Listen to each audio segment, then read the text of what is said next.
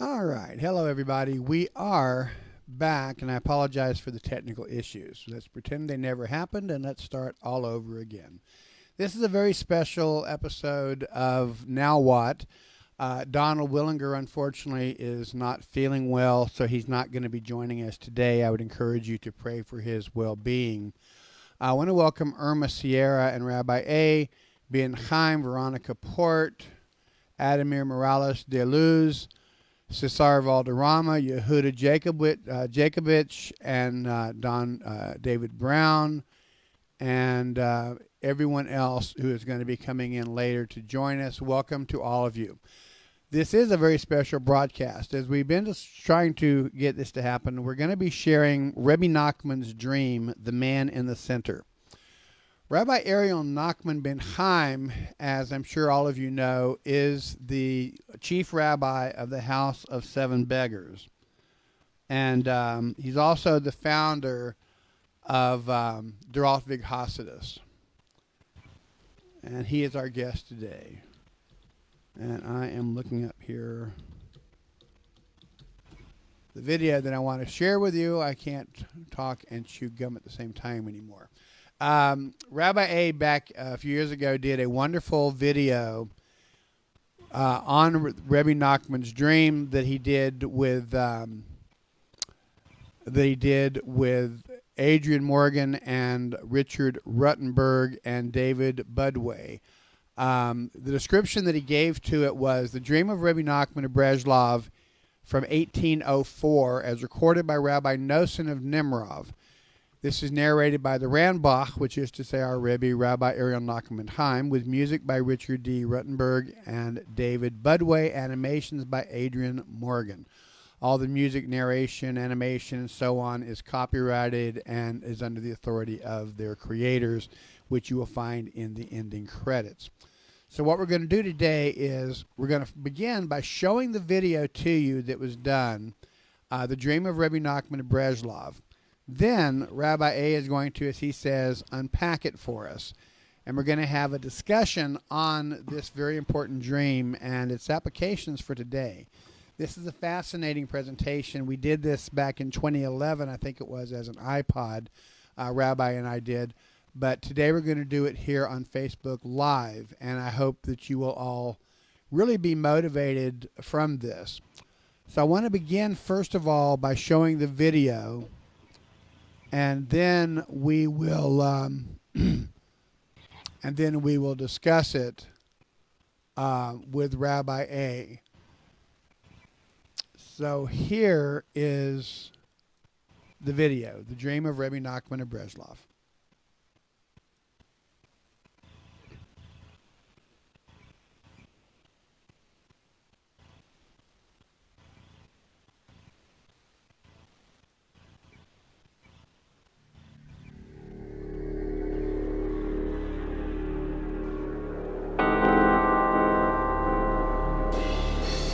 Rebbe Nachman of Breslov had a dream in the beginning of the summer of 5564. The Rebbe said, "I will tell you what I saw, and you tell your children." This dream, as recorded by Rabbi Noson of Nimrov, the Rebbe's Talmid Chacham, is as follows. There was someone lying on the ground, and around him people were sitting in a circle. Around the circle was another circle, and around that circle was another circle, and so on. Many circles. Then around them were sitting yet more people, in no particular order. The one who was sitting in the middle was leaning on his side. He was moving his lips, and all those around were moving their lips after him. After this, I looked, and he was not there, this one in the middle. And all those sitting around stopped moving their lips. I asked, "What is this?" They answered me that he had become cold and had expired, and he had stopped speaking. After this, they all started to run, and I ran after them. I saw 2 palaces, very fine, beautiful buildings. Sitting there were 2 commanders. They all ran to these 2 commanders and started arguing with them. "Why did you deceive us?" They wanted to kill them. The commanders fled outside. I saw them, and their nature was very good in my eyes. I ran after them and saw, in the distance, a beautiful tent. From there they cried out to the commanders, "Turn back and seek out all the merits you have, and take them in your hands, and go to the light which is hanging there. There you will accomplish everything you want." They turned back and took their merits. There were bundles of merits there, and they ran to the light. I ran after them and saw a gleaming light suspended in the air. The commanders came and threw their merits to the light. From the light, sparks fell into their mouths. Then the nor, the lamp, turned into a nahar, a river, and everyone drank from the river. And creatures were formed inside them. Then they started to speak. The creatures came out of them, and I saw them running and returning.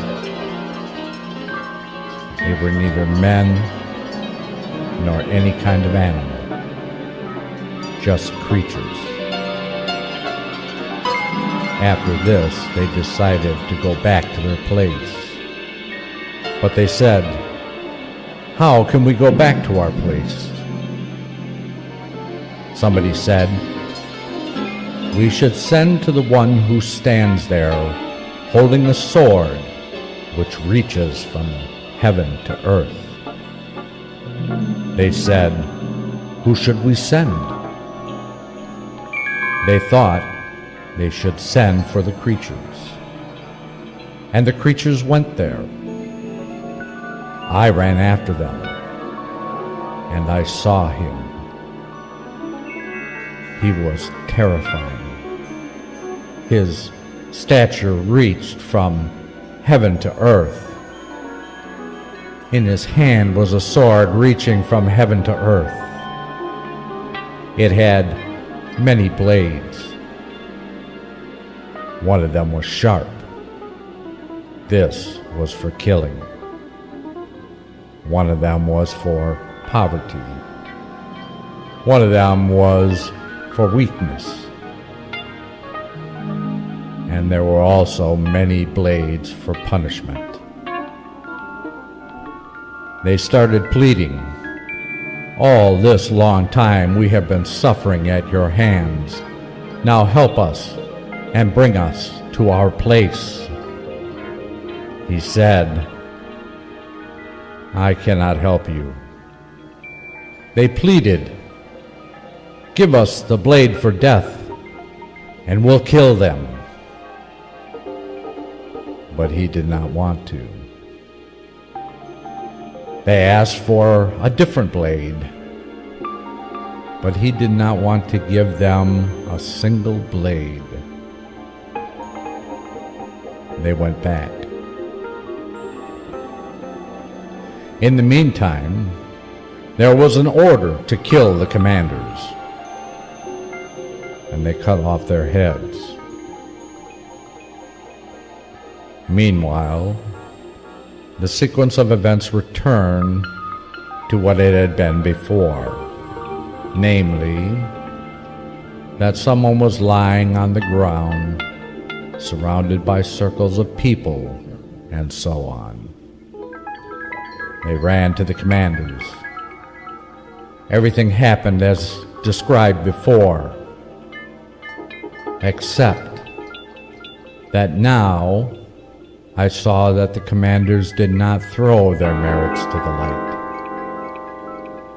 They simply took their merits and went before the light and broke their hearts and began to beg and make entreaties before the light. And sparks fell from the light into their mouths. They entreated more, and the light turned into a river, and the creatures were formed, and so on. They told me, these ones will live, because the first ones deserved to be killed for throwing their merits to the light and not making entreaties like these latter ones. I did not know what this meant. They said to me, go to the room, and they will tell you the explanation of this. I went, and there saw an old man. I asked him about the matter. He took his beard in his hand and said to me, my beard is the explanation of what happened. I still don't know, I said. Go to that room, he replied, and there you will find the explanation. I went there, and I saw a room infinitely long and broad, entirely filled with writings. Wherever I opened, I saw the explanation of the story.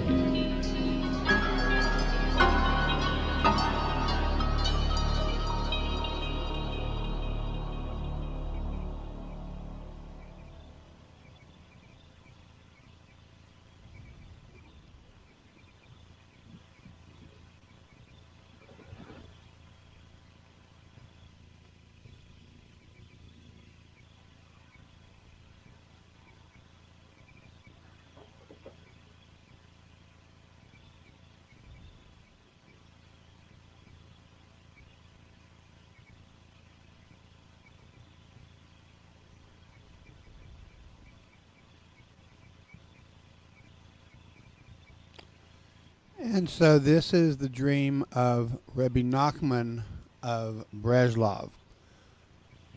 We are happy to have with us today Rabbi Aryel Nachman ben Chaim, who is the narrator of the piece that you just saw, as well as my rabbi.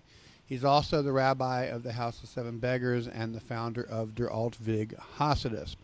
Before we get to Rabbi, I'd also like to welcome Susan Randalls, or Shoshi, who is a member of the shul, as well as everything I'm doing. She's a great help, too. Leon Ben Avraham has joined us, Kat Belcher Brown, and I'm sure David is here somewhere as well. Luis Enrique Fretuas Padua has joined us. Sonny Earls is here. Sarah Aharon is here. Judy Tan is with us. Carson Bishop, Monica Garcia, Baruch Ben David, Mark Meltzer, Joshua Wander, Guy Bertosky is here. Joshua says it's freaky.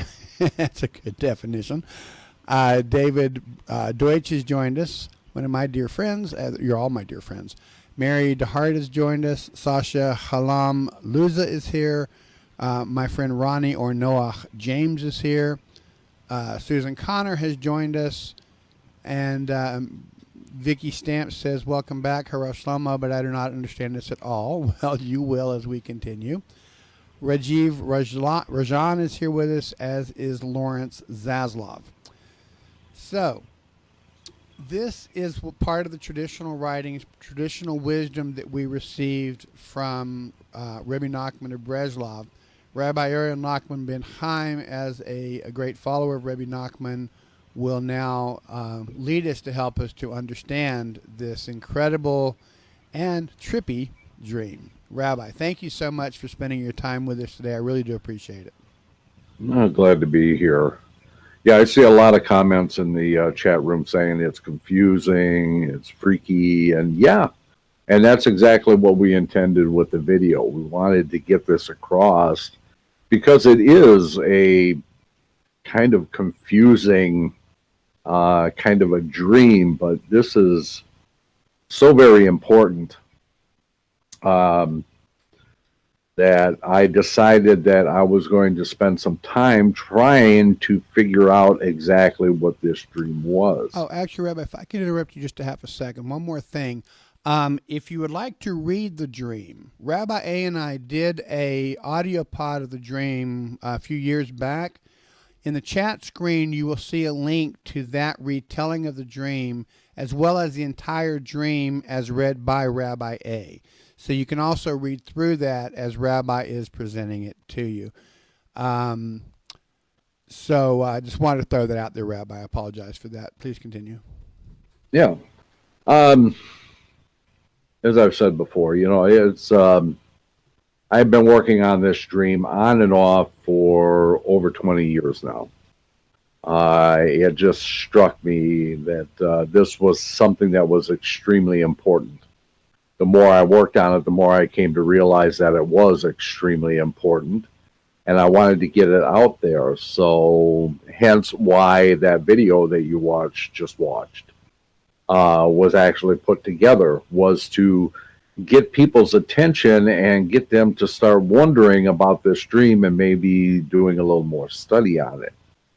But the background on this actually comes from my habit that I had on Shabbat, which was when I wasn't davening or doing during the Shabbat prayers, that I spent a great deal of time reading Rebbe Nachman of Breslov's various writings, Likudi Moharan and so on.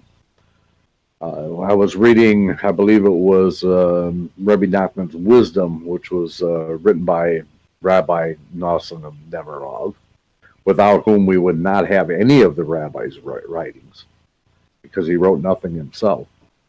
I came across a dream, and reading it, and having these thoughts go through my mind, as with the other rabbis' writings, during Shabbat means I can't write down anything. I have to remember it until after Shabbat, after Havdalah, and then actually, if I actually remember it correctly, then write it down. As I started, kind of pondering about this dream and trying to figure out what it meant, I had a dream of my own. And in this dream, there was a man who came to me and he said, "Who's your Rebbe?" And I said to him, "My Rebbe has gone on to another transmigration." And he responded to that, then what has he taught you? And I responded to him that he's taught me how to live in this world. And his last comment to me was, "Then write it down." Hence why I started working on this dream.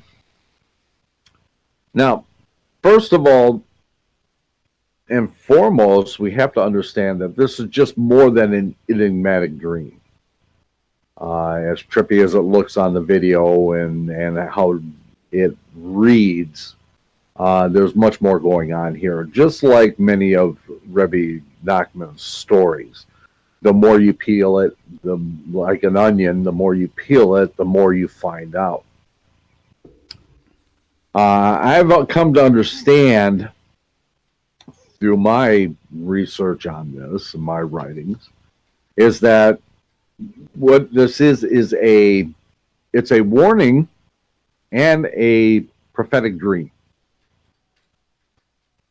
And as I've explained before, that we call it a writing in this view because it doesn't happen in the prophet's time.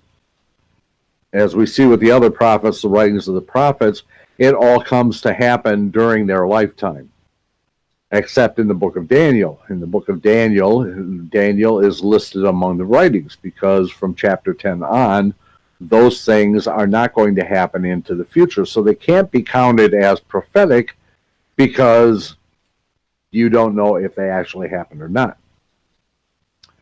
So the dream is actually relegated to writings. But as I said, it's a prophetic dream about the future. And it's also a warning. And unlike many prophecies, this one shows two outcomes for two periods of time. Because as we've heard in the recording, and as we'll see in here, the dream repeats itself. Now, originally I thought maybe, this is probably anytime we hear anything from Hashem where it's actually repeated means that it's actually in process. It's going to happen again. It's already underway, like we see with the dream that we just read about in the weekly Torah parsha with Paro, where he dreamed about the 7 cows and the 7 years of corn and stuff. And he has the two dreams, and Yosef tells him, the reason that you had two dreams is because it's already underway.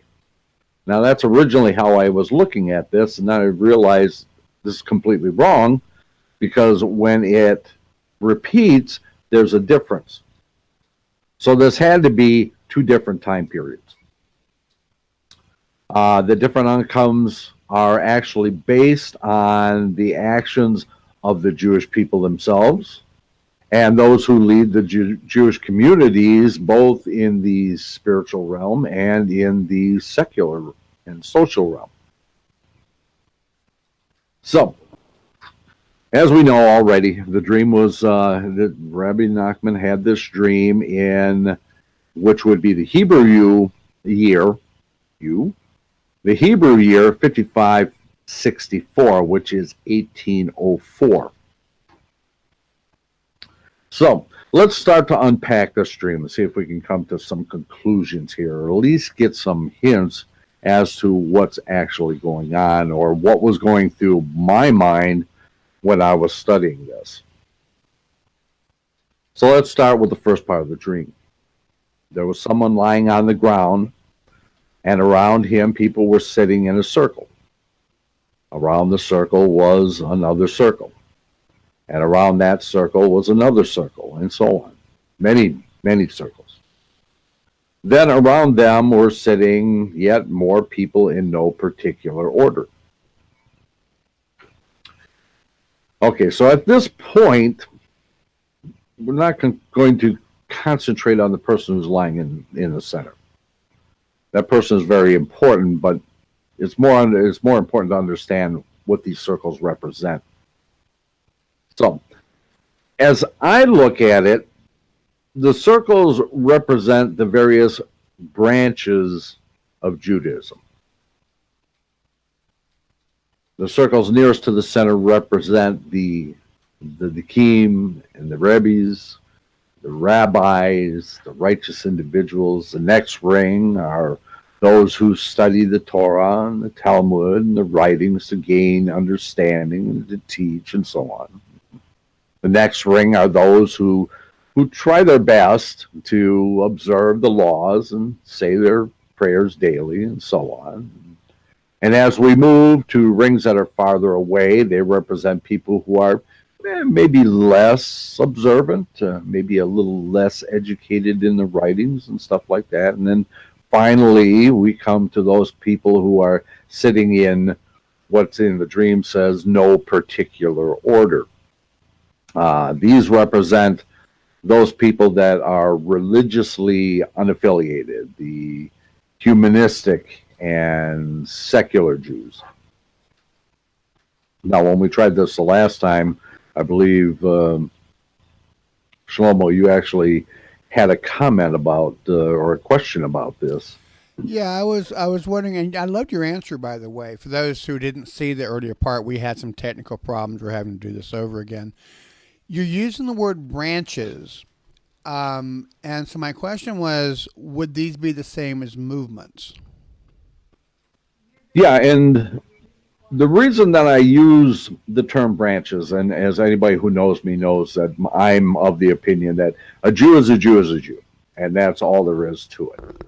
That these movements are just artificial constructs. However, I like the term branches because we are all grafted to the same. We are all part of the same tree. We are all part of the same Eitz Chaim. We have the same Torah. We all read from the same Torah. And many of the prayers are the same prayers we all say. So I like to refer to them rather as branches rather than movements because it's more encompassing. Some people don't actually belong to a movement, but they have their own construct. So this encompasses everybody. It encompasses the movements, it encompasses the people and their personal feelings and so on and so forth. Very insightful. So let's move on back into the dream now. The one who was sitting in the middle, he was leaning on his side, was moving his lips, and all those around were moving their lips after him. After this, I looked, and he was not there. The one in the middle, that is. And all those sitting around stopped moving their lips. I asked, "What is this?" They answered me that he had become cold and had expired and had stopped speaking. So, now we turn back to the person in the middle, sitting in the middle, or leaning in the middle. This man, now, leaning is important, okay, because this man, I interpret him as the last of his kind, the last great Zadik, the Zadik Hador, the Zadik, the righteous man of the generation, as we're told that every generation has one. And the reason that he is leaning is in the Pesach Seder, certain elements of it, when we are eating something or we are drinking something, we are told to lean, because great people, rich people, recline when they're eating. At least back then they did. And this is a symbol that this is a great person. So, but this does not mean that there are no other learned rabbis or men who perform genuine acts of loving kindness, great scholars, and so on and so forth. However, this is the last man to embody all the traits of the great and original Zadik, the Zadik Hador, the Zadik of the generation. This man, as I come to understand, was known as, in this transmigration, as the Chofetz Chaim, or Rabbi Yisrael Meir Kagan. The Chofetz Chaim died in 1933. Now, this date is going to become important, and we'll see this later on. The people stopped moving their lips because there are no new teachings coming from him. They can only repeat what they hear or have heard, and they are unable to add or interpret deeper meanings to the lessons. Therefore, they stop moving their lips. Okay, the Chofetz Chaim's teachings about Lashon Hara have a deeper meaning, more than just evil speech. It talks about Jewish unity. That is a very strong message in the writings of the Chofetz Chaim. When we guard our tongues, we are able to fulfill the commandments, or the commandment to love our fellow Jew. We'll see towards the end of the dream how we come full circle right back to the Chofetz Chaim. So now we return to the dream. After this, they all started to run, and I ran after them. I saw two palaces, very fine, beautiful buildings. Sitting there were two commanders. They all ran to these two commanders and started arguing with them. Why did you deceive us? They wanted to kill them. Okay, so Rebbe, if I can ask you a question on this point. So the people who are running, those are the Jews? The Jewish people? Who's running? These are the Jewish people. Okay, just wanted to clarify that. These are all the people that are sitting in the circles. Right, okay. Just wanted to clarify that. Okay. So, as I said previously about the man who had been sitting in the middle, that being the Chofetz Chaim, and he passed away in 1933. Now, I said the date was important. Okay, so now we're going to find out why. Here's how I connect the dots. In 1933, Adolf Hitler, may his bones be shattered and scattered to the far ends of the earth, becomes Chancellor of Germany. And throughout the rest of the year, consolidates his power until he becomes the sole symbol of law for the German people. As I said previously, the date is important. Without the presence of a Tzaddik, the Tzaddik of the generation, the great Tzaddik, in the world, the ability of great evil is free to ply its trade without fetters.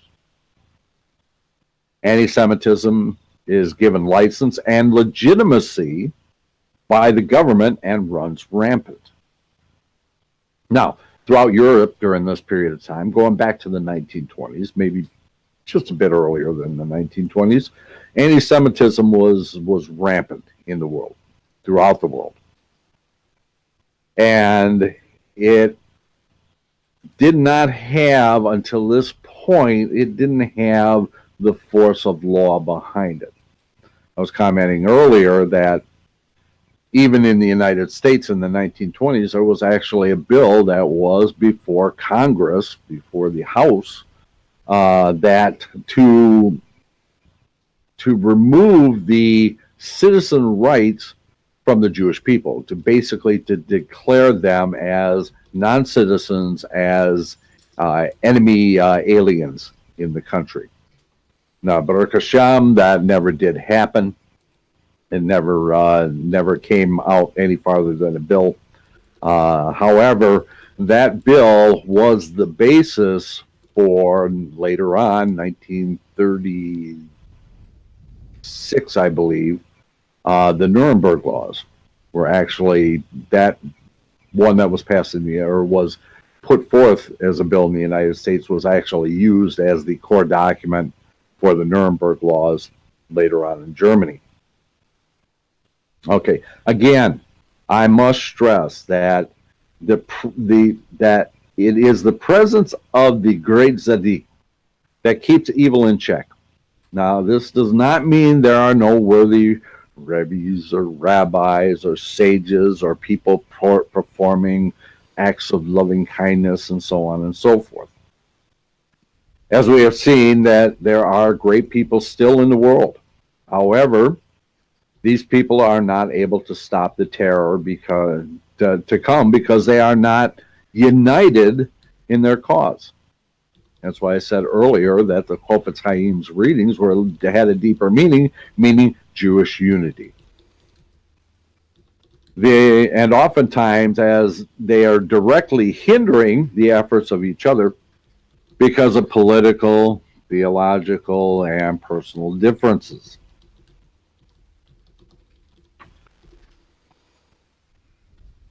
So anybody who has any even glancing knowledge of Kabbalah is probably asking themselves, what about the Lamed Vavnik, the 36 righteous souls of each generation?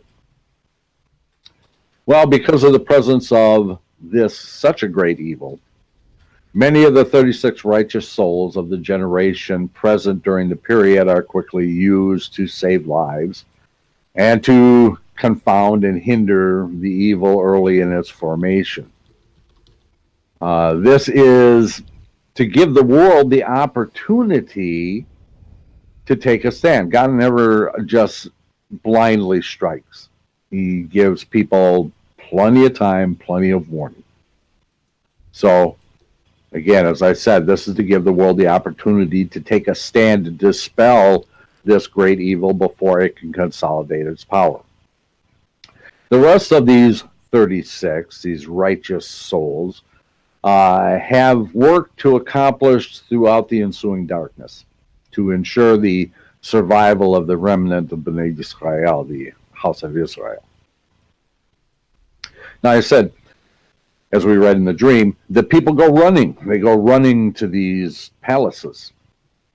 Just as a child who is lost, has lost a parent in a crowd, goes running from person to person through the crowd, crying in anguish, trying in frustration to all the people to find their parent. These people go running to the institutions that they feel can help, religious, secular, whatever. Now, the two palaces. The two palaces represent two distinct organizations. One secular, one religious. The one palace is the home of the rational, secular, political organizations, political parties, social groups, trade organizations, etc. It is their belief that through negotiation, political activism, socioeconomic sanctioning, and even bribery, that a resolution to the problem can be obtained. The religious institutions, on the other hand, take the opposite stance. Don't attract attention. Don't rock the boat. Pray and withdraw from society until it blows over. Both palaces view the situation through modern glasses. They are, in other words, we are rational people living in a rational world. A rational world filled with rational people will not let such a thing happen. Both palaces are soon proven wrong. The people who sought their intervention are now lost in a sea of despair and blame the organizations for their plight. So let's return to the dream. The commanders fled outside. I saw them, and their nature was very good in my eyes. I ran after them, and I saw in the distance a beautiful tent.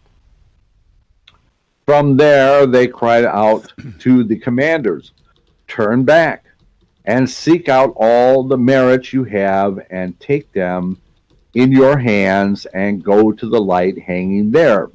There you will accomplish everything you want."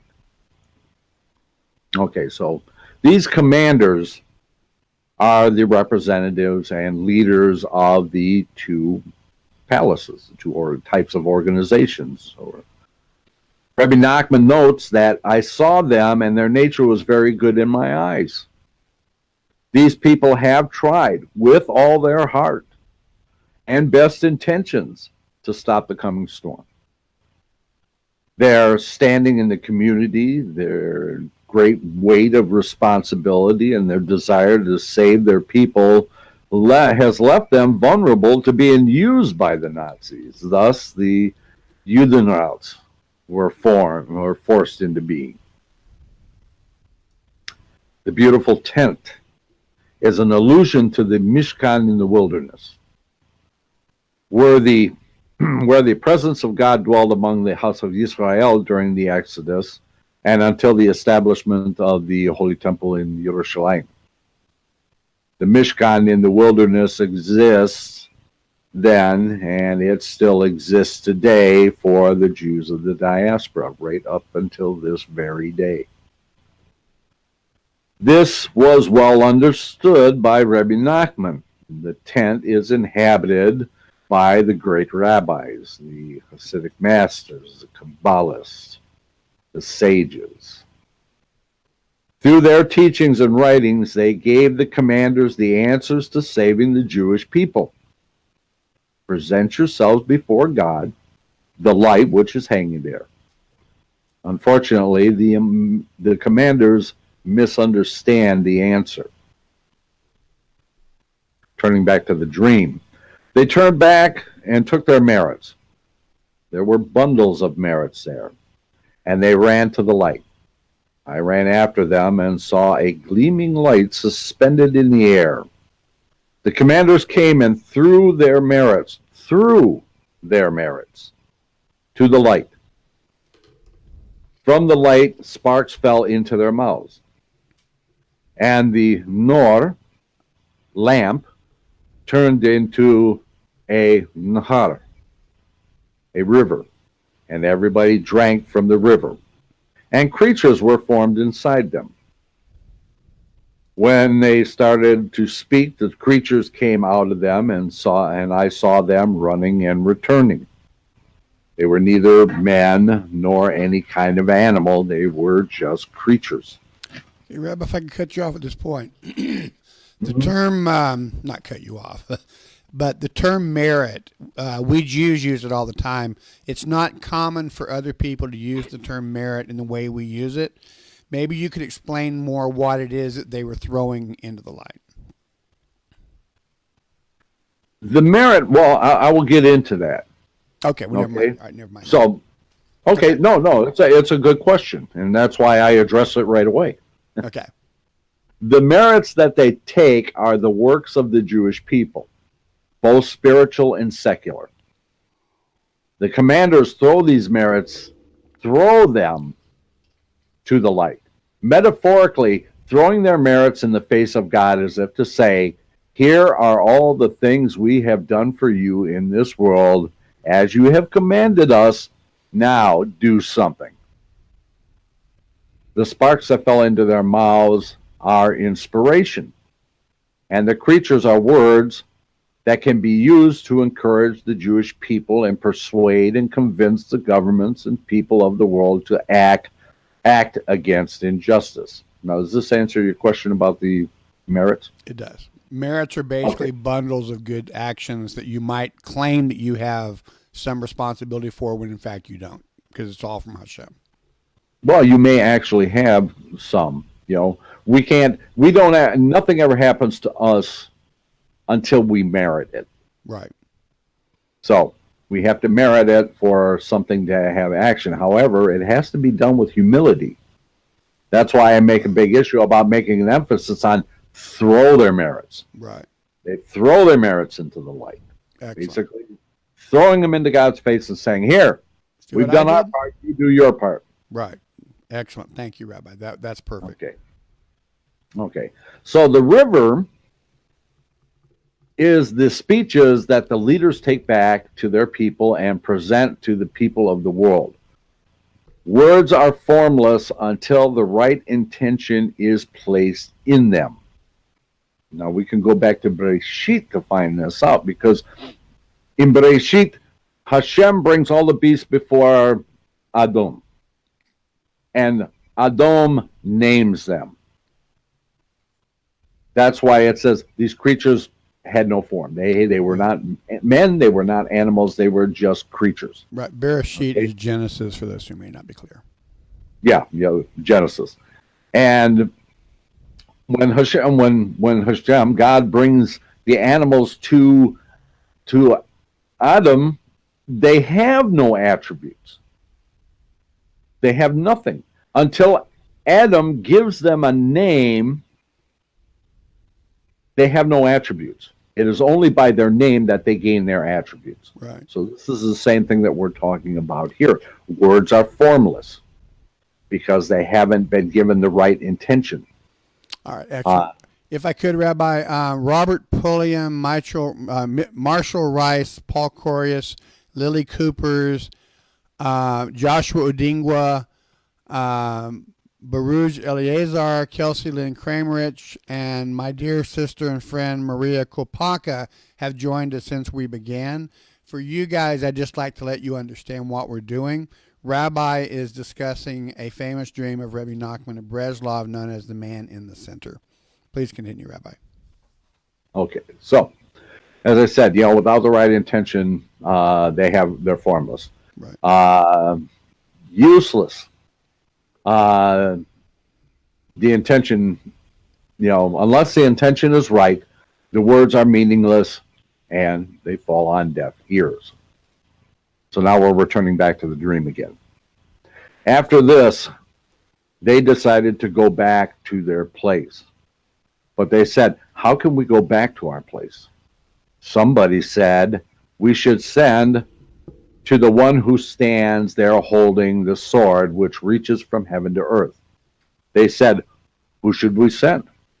They thought that they should send for the creatures. The creatures went there. I ran after them, and him. He was terrifying. His stature reached from the heaven to the earth. In his hand was a sword reaching from heaven to earth. It had many blades. One of them was sharp. It was for killing. One of them was for poverty. One of them was for weakness. And there were also many other blades for punishment. They started pleading, all this long time we have been suffering at your hands. Now help us and bring us to our place. He said, I cannot help you. They pleaded, give us the blade for death and we'll kill them. But he did not want to. They asked for a different blade, but he did not want to give them even a single blade. They went back. Okay. So, the one who stands there, this refers to Mashiach. He is the one who stands ready to defend the Jewish people and punish the evil that stands against them. The creatures again refer to the words given to them by the light. Many plead for Mashiach to come, or at a minimum, give them the power to destroy evil. Unfortunately, their voices are muted because their intentions were not righteous in their application. There are also those groups who do not believe in Mashiach and further confound the pleas. Again, as I said, going back to the Chofetz Chaim, the deeper message of all the things in Lashon Hara is Jewish unity. Because of this, the Mashiach will not come, nor will he be able to assist them in any way. In Rebbe Nachman's vision, the one who stands there, when asked to give them the blade for death, did not want to. It is again the result of the people's intentions not being right. Had the Mashiach given them the blade for death, or a different blade, they would not have known how to use it and not abuse the power. Since their intentions were not right to begin with, their use of the blade would have led to abuse. So we could say that, for instance, that should Israel all of a sudden, the nation of Israel, receive all of the power and authority that it has in potential, we might collectively go out and abuse our power over the other nations, over our own people, and that sort of thing. Is this the idea?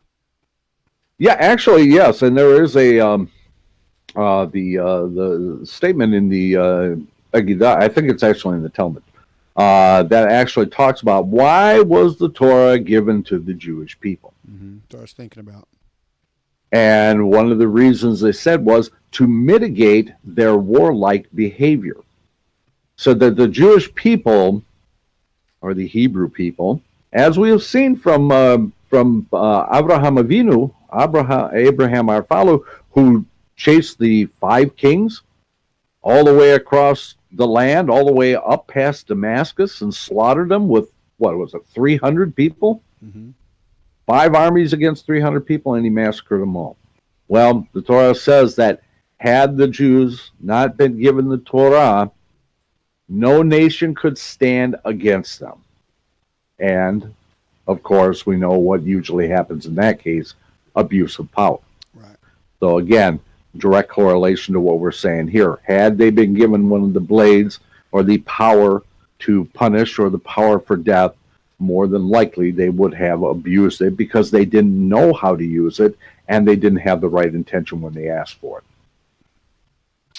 Okay, the evil would have been replaced by another evil, in other words, brought by the Jewish people themselves, and in the process, spiritually destroying the house of Israel.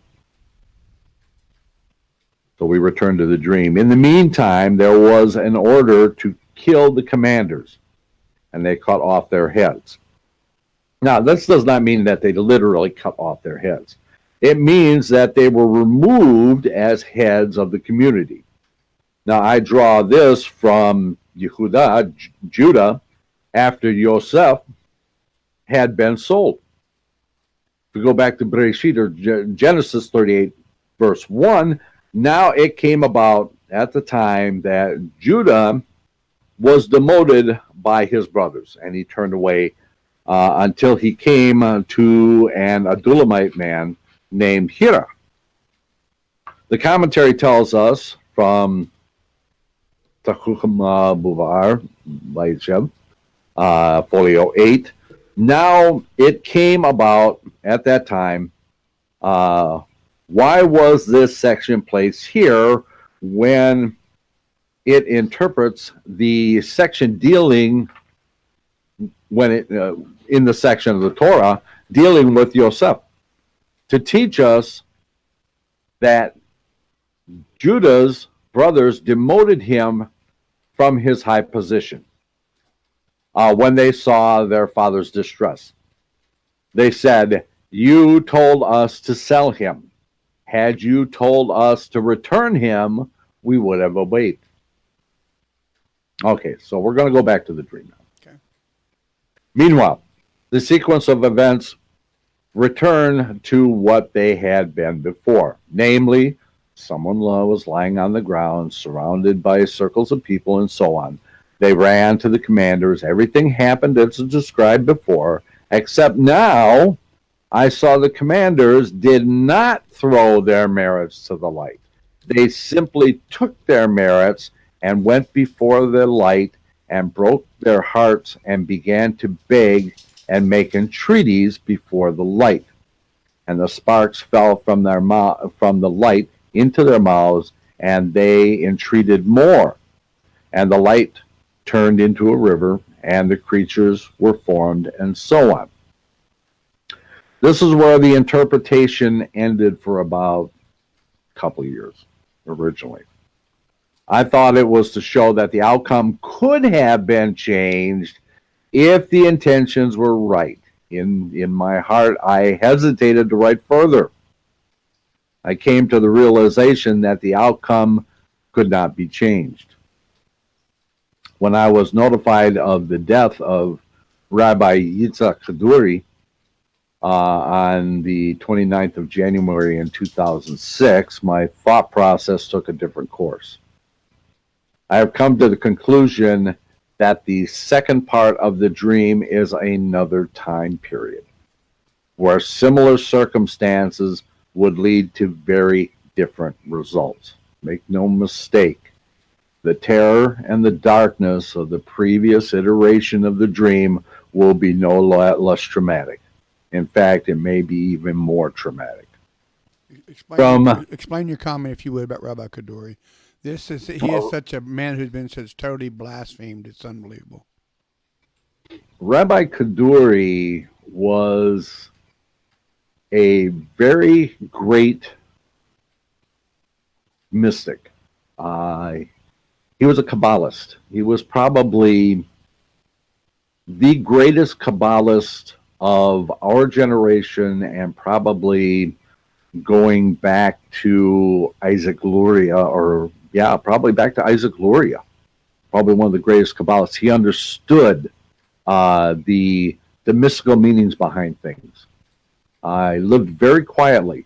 Was not didn't publish a bunch of books, didn't go out on speaking tours or anything like that. But he did have a close cadre of students, and he was very careful about that too. He came up with absolutely astounding concepts from his studies, and that's what he did all his life. He was, I think, 104 when he passed away. They're not really sure because he doesn't even remember when he was born.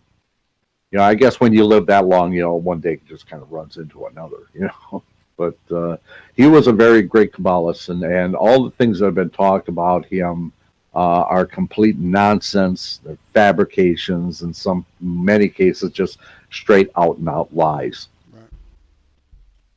So, on that vein, now this goes back to what we were talking about before about prophecy and writings, the difference between the two. In the book of Daniel, in the chapter 12, verse 1, it says, "And at that time shall Michael, stand up, the great prince who standeth for the people, for the children of thy people, and there shall be a time of trouble such as never was since there was a nation, even unto the same time. And at the time thy people shall be delivered, every one that shall be found written in the book." So I associate this with the second period of the dream, because we well know what happened during the first period of the dream. Mm-hmm. So back to the dream. They told me, "These ones will live, because the first ones deserve to be killed for throwing their merits to the light and not making entreaties like these."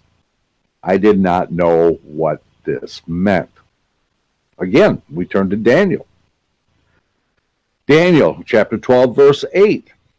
"And I heard, but I understood not. They said, O my Lord, what shall be the later end of these things?"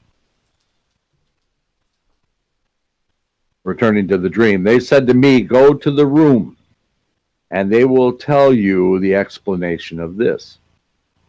I went there and saw an old man. I asked him about the matter. He took his beard in his hand and said to me, "My beard is the explanation of what happened." The beard stands for wisdom. Wisdom is only obtained through study. As we recite in the service, "Endow us with understanding and discernment, that we may study your Torah with devotion. May we heed its words and transmit its precepts. May we follow its instructions and fulfill its teachings in love. Enlighten our eyes to your Torah, and make our hearts cling to your commandments."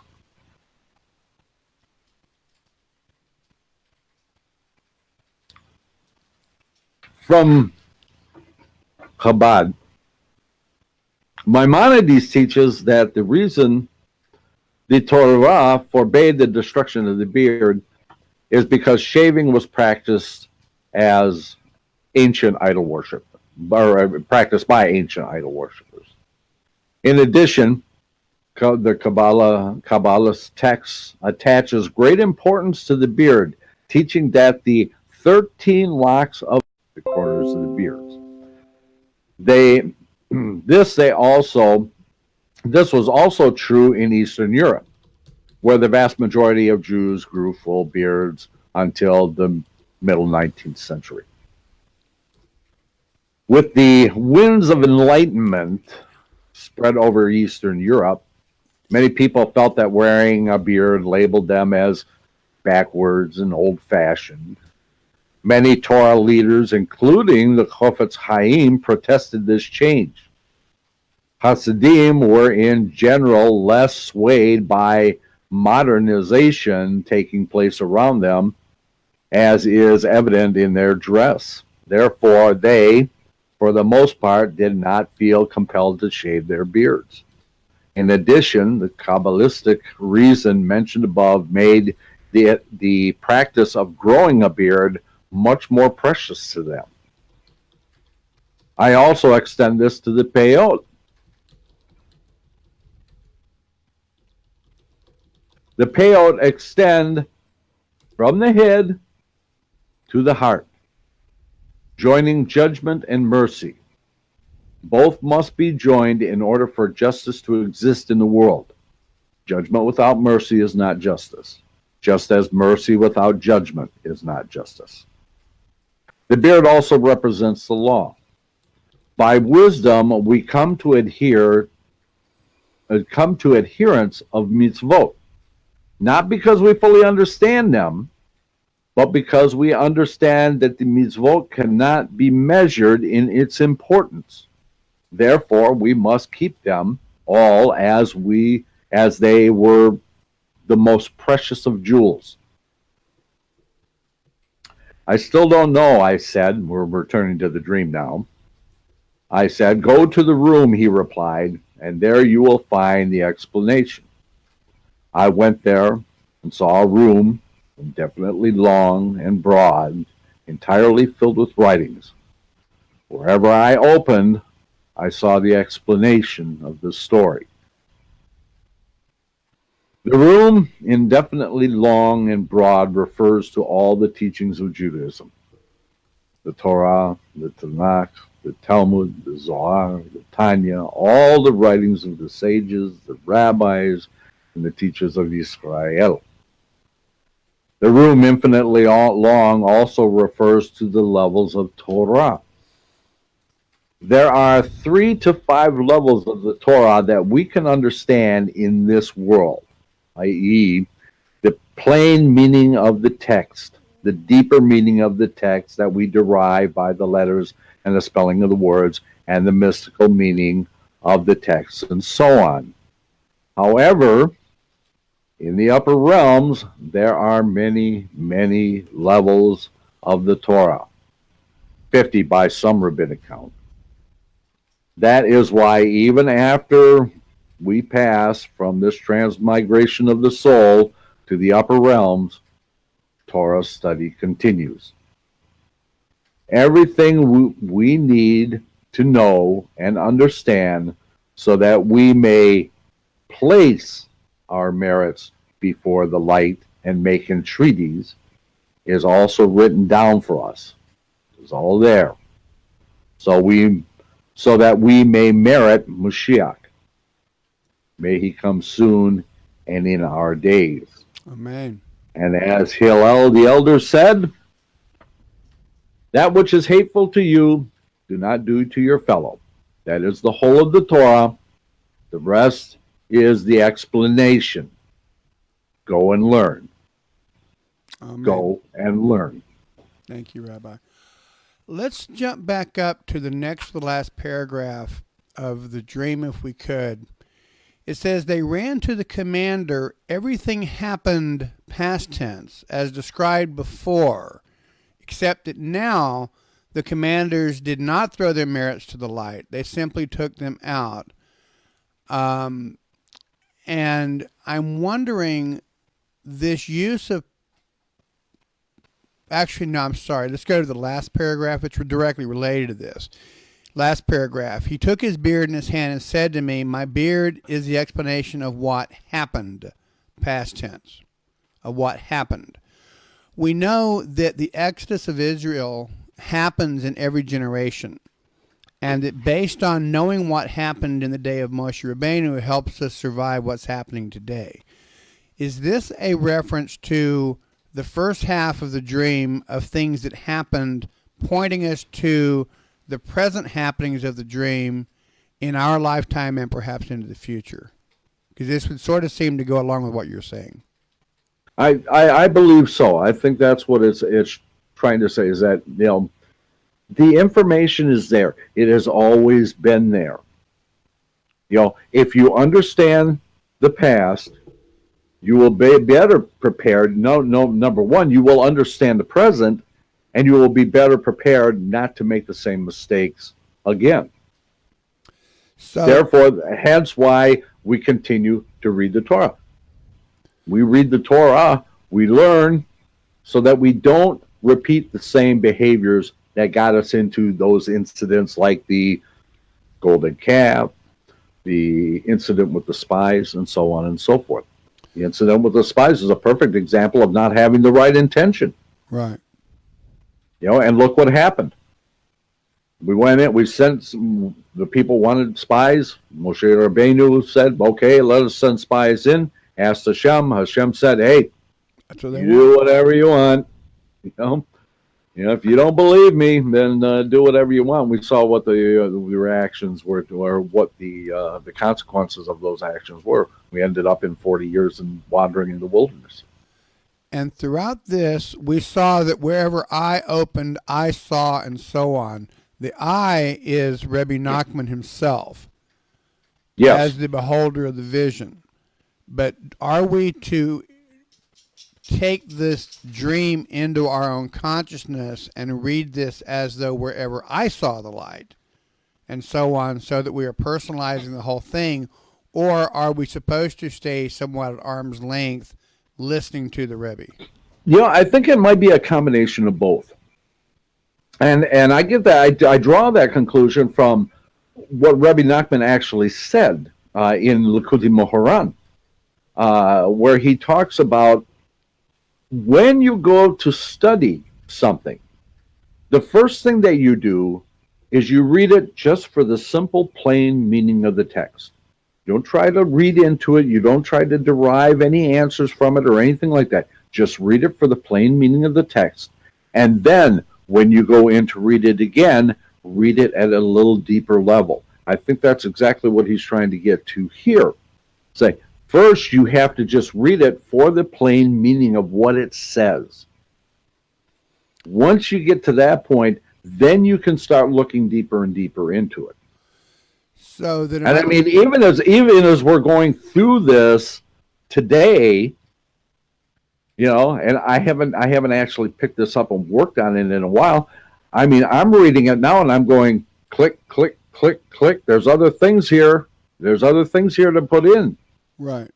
So am I reading too much into this to say that if you were, because all of the rings are referring, someone asked a question in the chat room, all the rings are referring to the Jewish people. This is about us. It's not about the Gentiles and being grafted on, any of that kind of nonsense. This is all about us.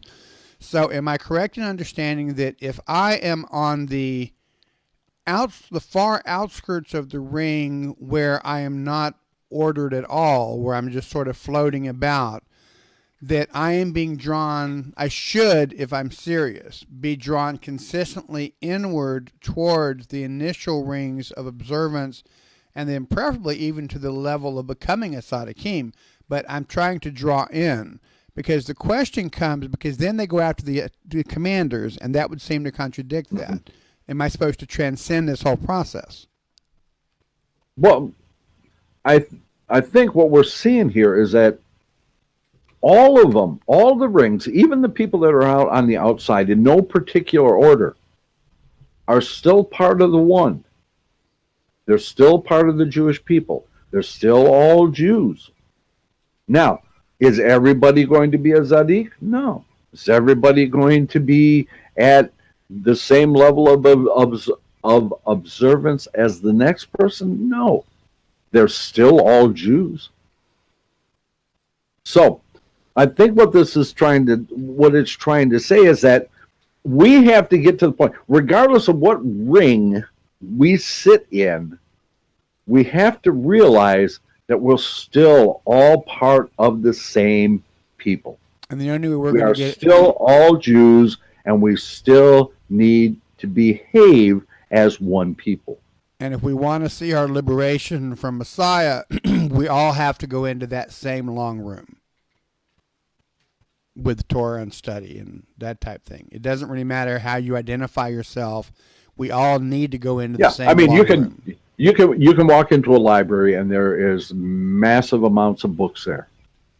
Okay, what do you read? You read those things that interest you, Right. but you gain knowledge from it. You're still gaining knowledge from the library. No matter how deep you go or how much you read, you're still gaining knowledge. You're still meriting Mashiach to come. Right. All this has to do with teshuvah. That's all this was. When you go and you throw your merits to the light, you're not performing teshuvah. Your intention is not right. Right. You're saying to God, hey, look how great we are. Do something now. As opposed to saying, God, we've done things. We know it's not enough. There's more for us to do. Give us the opportunity to do more. Amen. I want to welcome Rajesh Kumar, Ricardo, Joshua Moretti, Anita Bosch, and Sonia Hidalgo Zarita to the group. I would really encourage you to go back after we conclude this and watch this video from the beginning to really understand the dream that the rabbi is unpacking for us here. It's a very powerful revelation. And I think you, Rabbi, you sound more clear on your presentation than you did when we did this in 2011 or whenever it was. It seems like you've really come to understand this, to own this a lot more perhaps than you did in the past. Looking at the world today, I am watching this dream, this second part of the dream, unfold before my very eyes. And it excites me and it scares me to death at the same time. I'm very passionate about this dream. I really think that not enough attention has been paid to this, because things are going on in this world now that we need to understand this dream in order to understand what's going on in the world today around us. We've got an opportunity. Mashiach can come, or we can delay him yet again. One thing I thought about when you were talking, I think it was relating to the idea of throwing our merits. There are people in Israel, and I'm certainly, God forbid, I'm not condemning any of them. I have the deepest respect for the Temple Institute and everybody involved. But there are people today who are really trying to find a way to build the temple. Whether or not we are ready to merit it properly. If the temple were to be rebuilt prior to our being ready, or Hashem being ready, but our being ready to do what we're supposed to be doing, to me, that seems like a bad thing, in part because the people who would be controlling it would be those people who tend to exclude other Jews. And we would actually have the building that's supposed to be our temple and potentially have people out front with a clipboard saying you can't come in and you can't come in because you're not one of us, even though they are. Would you speak a little bit about this time? Isn't that the first part of the dream? That's why I'm saying that.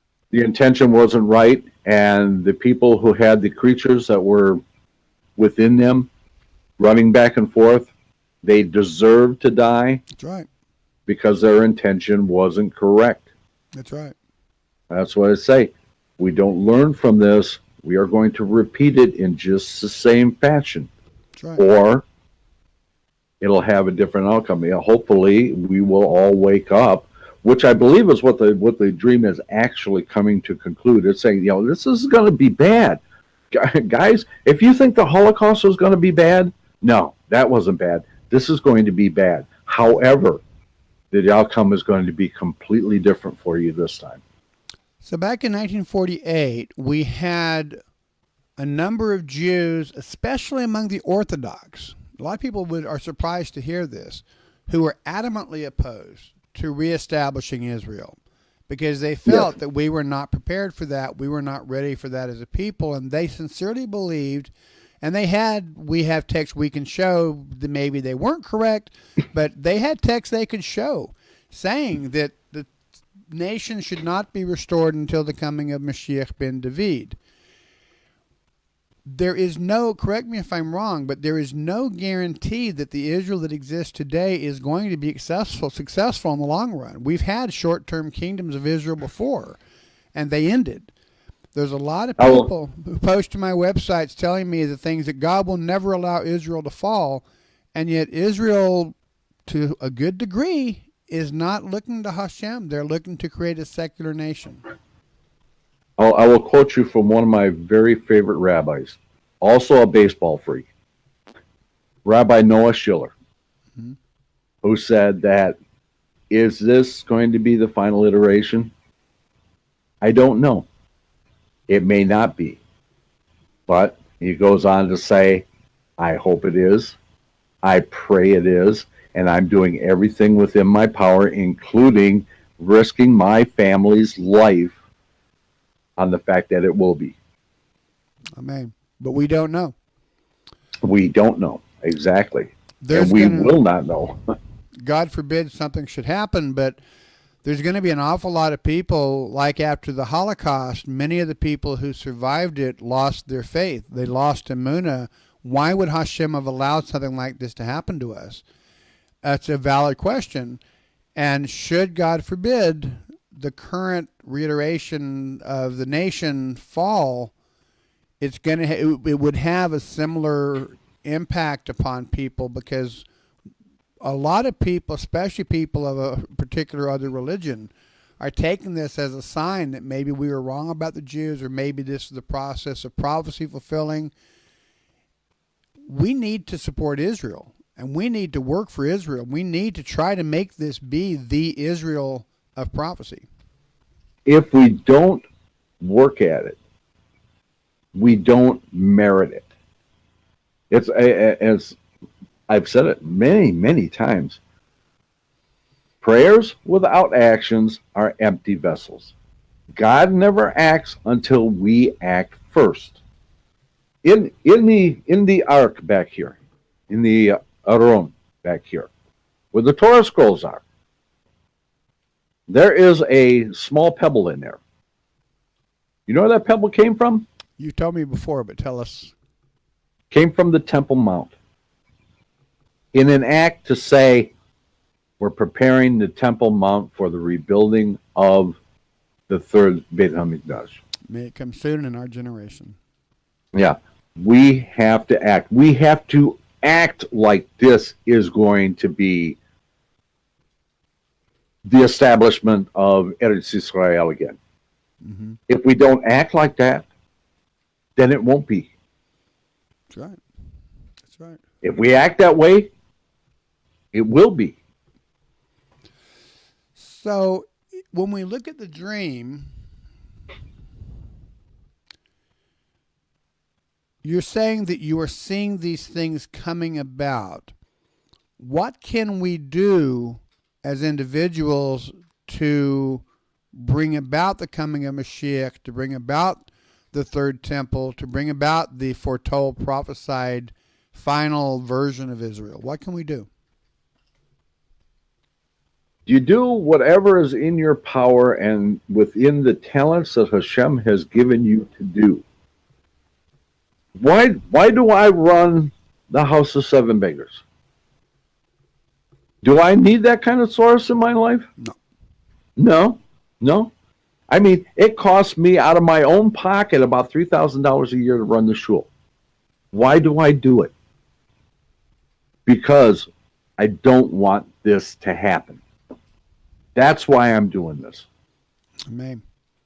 And that's why there's a lot of other people out there doing it too. I mean, everybody has a talent that they can use to Hashem's benefit to draw people closer to Him. Even if it's just nothing more than just to plant a seed that may not blossom for years, but to have faith that that seed will actually blossom at some point in the future. Everything we do can impact the coming of Mashiach and the realization of the second part of the dream. Absolutely. I don't think you actually could have said what you just said without using this word, But I want to point out to people the word that you used. I have been told by rabbis that I respect that I place entirely too much stress on emunah, on active faith. That the important thing is to observe the mitzvot. The important thing is to do the prayers. The important thing is to go to shul. The important thing, you said, why do I do this? Because I'm doing everything in my power because I have emunah. I have faith that this could be it. How important is emunah to the practice of Judaism, which most people think of as a legalistic religion? Oh. It's all of it. It's all of it. It's all of it. I mean, when I go out and work in the garden, I'm thinking about Torah. I'm thinking about how amazing is this stuff. I'm rooting around in the dirt and pulling weeds out and planting flowers or vegetables or whatever it is, and I'm just absolutely amazed. Mm-hmm. It's like the one of the things I always do when I go fishing, which I do a lot. Right. When you're not watching Bob's Burgers. When I'm not watching the baseball game or not watching Bob's Burgers, yeah, I'm usually out I fishing. I still get a kick out of that. Go ahead. But every time I go to a new place to go fishing, the first thing I do is I wash my hands and I say the bracha. And that's something I learned from the Baal Shem Tov. He said, every body of water wants to be used for a holy purpose. Mm-hmm. Does it make any difference to the fish? Does it make any difference to if I catch fish or not? No. But it shows respect for what God is. It shows a love for what God has given us in this world. The water is there. The river is there. It's full of life, and I can take from that river and I can feed myself and preserve my life. Why shouldn't I bless the water? Mm-hmm. Doesn't the water want to be blessed just as much as I want to be blessed? Single thing that we do should be connected to Hashem. I mean, yeah, let's grant it. I mean, we are humans, and what stinkers they can be. Right. And we have a tendency to forget about Hashem because we get busy. We're doing this and that and the other thing. We're trying to make a living. We're trying to get the kids to soccer practice and all this other stuff. And sometimes we forget. But when we do remember, we need to make that connection. No matter how light, to use probably an incorrect term, how light that connection is, it's still a connection. When you finish doing your prayers, do you finish your prayers and then just, throw the talit on the hook and walk out the door? Or do you take a few minutes to say to Hashem, boy, you know what? It's been a really rough day today. This happened and this happened and this happened, and thank you for just being there to listen. Yep. Amen. The prophet said, all your commandments are emunah. All your commandments are faith. And if we didn't have emunah, you wouldn't be doing what you're doing, believing that you're going to make a difference, which you have to thousands at least of us. Well, heck, I do a cartoon strip. I play with a stuffed lion. Right. I mean, yeah. I mean, that's some people would say, well, okay, well, that's nice and all, but what does that have to do? You would not believe how many people that lion has brought back to Judaism. You wouldn't believe how many people have studied further into the texts and stuff because of that simple cartoon strip. Right. You never know what kind of an impact something that you're going to have it will take. Playing a musical instrument, singing, doing whatever it is. Those of you who are not familiar with Zeta, I just moved my profile picture. You'll see Zeta sitting behind Rabbi A. Rabbi A has done a wonderful Pulitzer Prize nominated comic strip called Four Corners. And Zeta was sort of the wise one of the comic strip that the other children would go to when they had issues and then Zeta was the one who brought understanding to the people. And he was, I would think, in effect, he was the voice of Rabbi A among the other animal characters in the play. But you'll see Zeta sitting behind Rabbi on the eastern wall, and that's the puppet he's talking about, for those of you who are not familiar with him. Zeta represents what I wish to become. I mean, yeah. Could you actually demonstrate Zeta a little bit and just share just a little something with Zeta, or is that too much to ask you to do right now? I'm not really in a position to be able to do that at the moment. All right, that's fine. I'm not sure how many people have gone to the House of Seven Beggars broadcasts on the Torah readings and that type thing, or Monday nights rather, for Zeta Storytime Corner. But you can watch Zeta in action every Monday evening at 8 p.m. as he shares bits of Hasidic wisdom on the Karuv Media Network, which we'll be posting links to a little bit later before we end here. Does anyone else have any questions or comments about Rebbe Nachman's dream? Rabbi has been spending all these years digging into it, and I've been digging into it since Rabbi was really the one to open my eyes to it. I believe it was in 2011 when we're doing that. And I'm flabbergasted at the dream also now. So don't think any of us, probably including Rabbi A, has a full grasp, because this thing is deep. Oh no! I said this is my opinion, and you know what my opinion's worth. It's worth exactly what you paid for it. Right. I was rather impressed. My friend David Deutsch, who is here with us. Oh, unfortunately, it's above the fold. I can't go up quite to him. David, pretty much, when we were first starting out, actually, I can get it over here, I think. David made a comment giving his understanding, and if I can get it to show up here, I really would like to read to you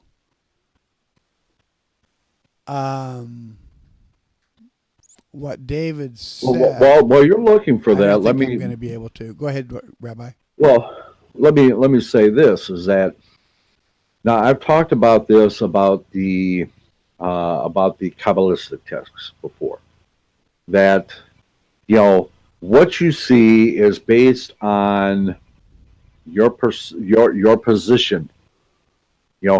Perception is relative, as Einstein said, and Einstein is probably one of the greatest Kabbalists of all time. People don't realize that. But perception is relative to your point in time in history. Now, when I look at this, I look at it one way, just as when I read in the Zohar or the Bahir or the Sefer Yetzirah, whatever text it is, I bring my perspective. Thank you. My perspective to that text. Does that mean that's the only one? Absolutely not. Because somebody with a different perspective is going to come and they're going to bring something else out of it. So by all of us together looking at these things with all of our different perspectives, we draw out all of the amazing things out of these texts. We do. So when somebody else comes in and looks at this dream and says, I look at it this way, do I have an issue with it? Absolutely not, because they're looking at it from their perspective, and they may actually figure out something that I just didn't get. Right. What David was actually saying, I think you're still here, David. I can't find your exact post. You worded it really nicely. He was agreeing with you that all of the circles were the different factions and movements and that sort of thing. I just thought he was actually sort of giving things away before you got to them at that point in the broadcast. But he does say that he can't find a reference to the dream in Sipori Masiot. Could you give us a reference to the dream? You've said it was in Rebbe Nachman's Wisdom, I think. I think it was either in Rebbe Nachman's Wisdom or it was in Tzaddik. I'm leaning toward Rebbe Nachman's Wisdom, but I would have to look it up. Yeah, I was thinking it was in Tzaddik. Actually, that's where I thought it was at. So I'm not. Really Actually, I believe it's also in the Essential Rebbe Nachman. I think it's also in there too. Okay, it's in a few places. It's a very well-known dream. Yeah, but not a lot of people spend a lot of time trying to figure it out, though. No, so here's another question. So Rebbe Nachman, my understanding, when I was really starting to dig into Likutei Maharan, I found a few different, which I know I'm mispronouncing, but like you say, I speak Hebrew with a southern accent. That's very kind of you because I actually don't. I just don't speak very good Hebrew. But I kept running across, and it was funny because I haven't really run across this in a long time. I'm always reading Nachman kind of stuff. But at that period, I kept running across the statement that we are supposed to interpret Rebbe Nachman's writings for our own soul correction, but not to broadcast them, not to share them. And when Breslov began coming out with their presentations, with their translation of Likutei Maharan, which has a lot of commentary, Yes. I was sort of wondering how we do this. If Rebbe said don't do it, but we do it, but if you don't do it, people aren't going to learn it, how are we supposed to understand that? Well, again, it's like I said, everybody looks at this from their own perspective. Now, Aryel Kaplan, who did the majority of the commentary on Likutei Moharan, is amazing. Mm-hmm. I don't agree with him on everything. Some things I say, when I'm looking at this, I interpret it differently. I see something else in here, but I come from a different perspective than he does. So I don't think what the Rebbe was trying to say is don't make it an absolute. Don't come out and say this is what it means because you don't know what it means. Right, and it may mean it's like the story. It's like the story of the princess. That story is amazing. Because the more you dig into it, the deeper you get. And there's just more and more and more and more there. It's just amazing. But don't come and say this is what the story is about, because that may not actually be what the story is, or it may not be what the whole story is about. Or it may be about that for you, but not for somebody else. Don't draw a final conclusion and say this is what it means, because you don't know what it means and you may be misinterpreting it. Right. Absolutely. David says he attests to my Southern Hebrew. David periodically helps me trying to get it down, but I listen to his, because David grew up in Israel. I listen to David's Israeli accent, and I just go, ain't going to happen. I'm not going to get that, but never let the perfect defeat the good. Go and do the best that you can do. But when I really honestly want to know how to pronounce something proper, I turn to David, because he grew up in the culture. And sadly, David speaks better English than I do, as well as Hebrew. David says, this reminds me of a saying I just heard recently. A good student is someone who listens to everything a teacher, rabbi teaches, but agrees only with almost everything. Otherwise, he's just copying. One thing that I have come up with when I read, because I have it, I posted the link to it. I have the basic presentation you gave on that webpage, and I totally think you've nailed it. However, when I read it on my own, and I don't think about what you're sharing with us, I'm sort of viewing that the reverence, instead of being to the Chafetz Chaim, is more to the Baal Shem Tov. Because after the Baal Shem Tov, we got a flood of genius. And that flood of genius fragmented into various schools, all containing truth, but none containing the purity of the level of truth that was contained in the Baal Shem Tov himself. I understand why you say it's a Chafetz Chaim. And from that angle, I agree with you. It makes total sense, especially. I had actually thought maybe it was the Baal Shem Tov at that time, but I was having a hard time. I'm not going to say that it's not possible. I'm just saying I was having a hard time connecting the dots. Well, I was thinking. So the Chafetz Chaim, I was able to connect the dots. That doesn't mean that your perception of it is incorrect. Right. I would encourage you to follow that line of thought and see if you can connect the dots. Yeah, well, that's what I've been trying to do, and I haven't been able to. And that's why I said when I hear your version of it, it really honestly makes more sense. But I'm just thinking, if I'm Rebbe Nachman of Breslov and I'm still alive, and I'm thinking of the greatest, I'm going to think about my great-grandfather. I'm going to think about the Baal Shem Tov. And if I'm Rebbe Nachman and I'm looking at all the rejection that he was getting in his lifetime from pretty much all circles, including from other Hasids, I'm thinking that sort of fits. But there are still some points that I was not able to get a handle on. So I do. If someone said, explain this to me, I would do it based on what you've shared with us. But I have the benefit of having worked on it for over 20 years. Well, that helps. Yeah.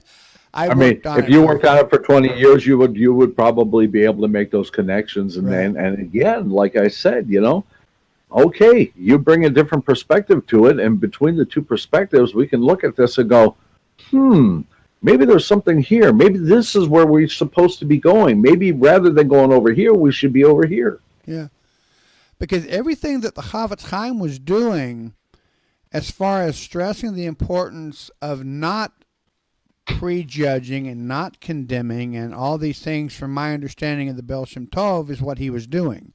Because he was going into places that the other rabbis wouldn't even go to try to find lost souls, to try to minister people to come back home. Oh, the Baal Shem Tov? Baal Shem Tov.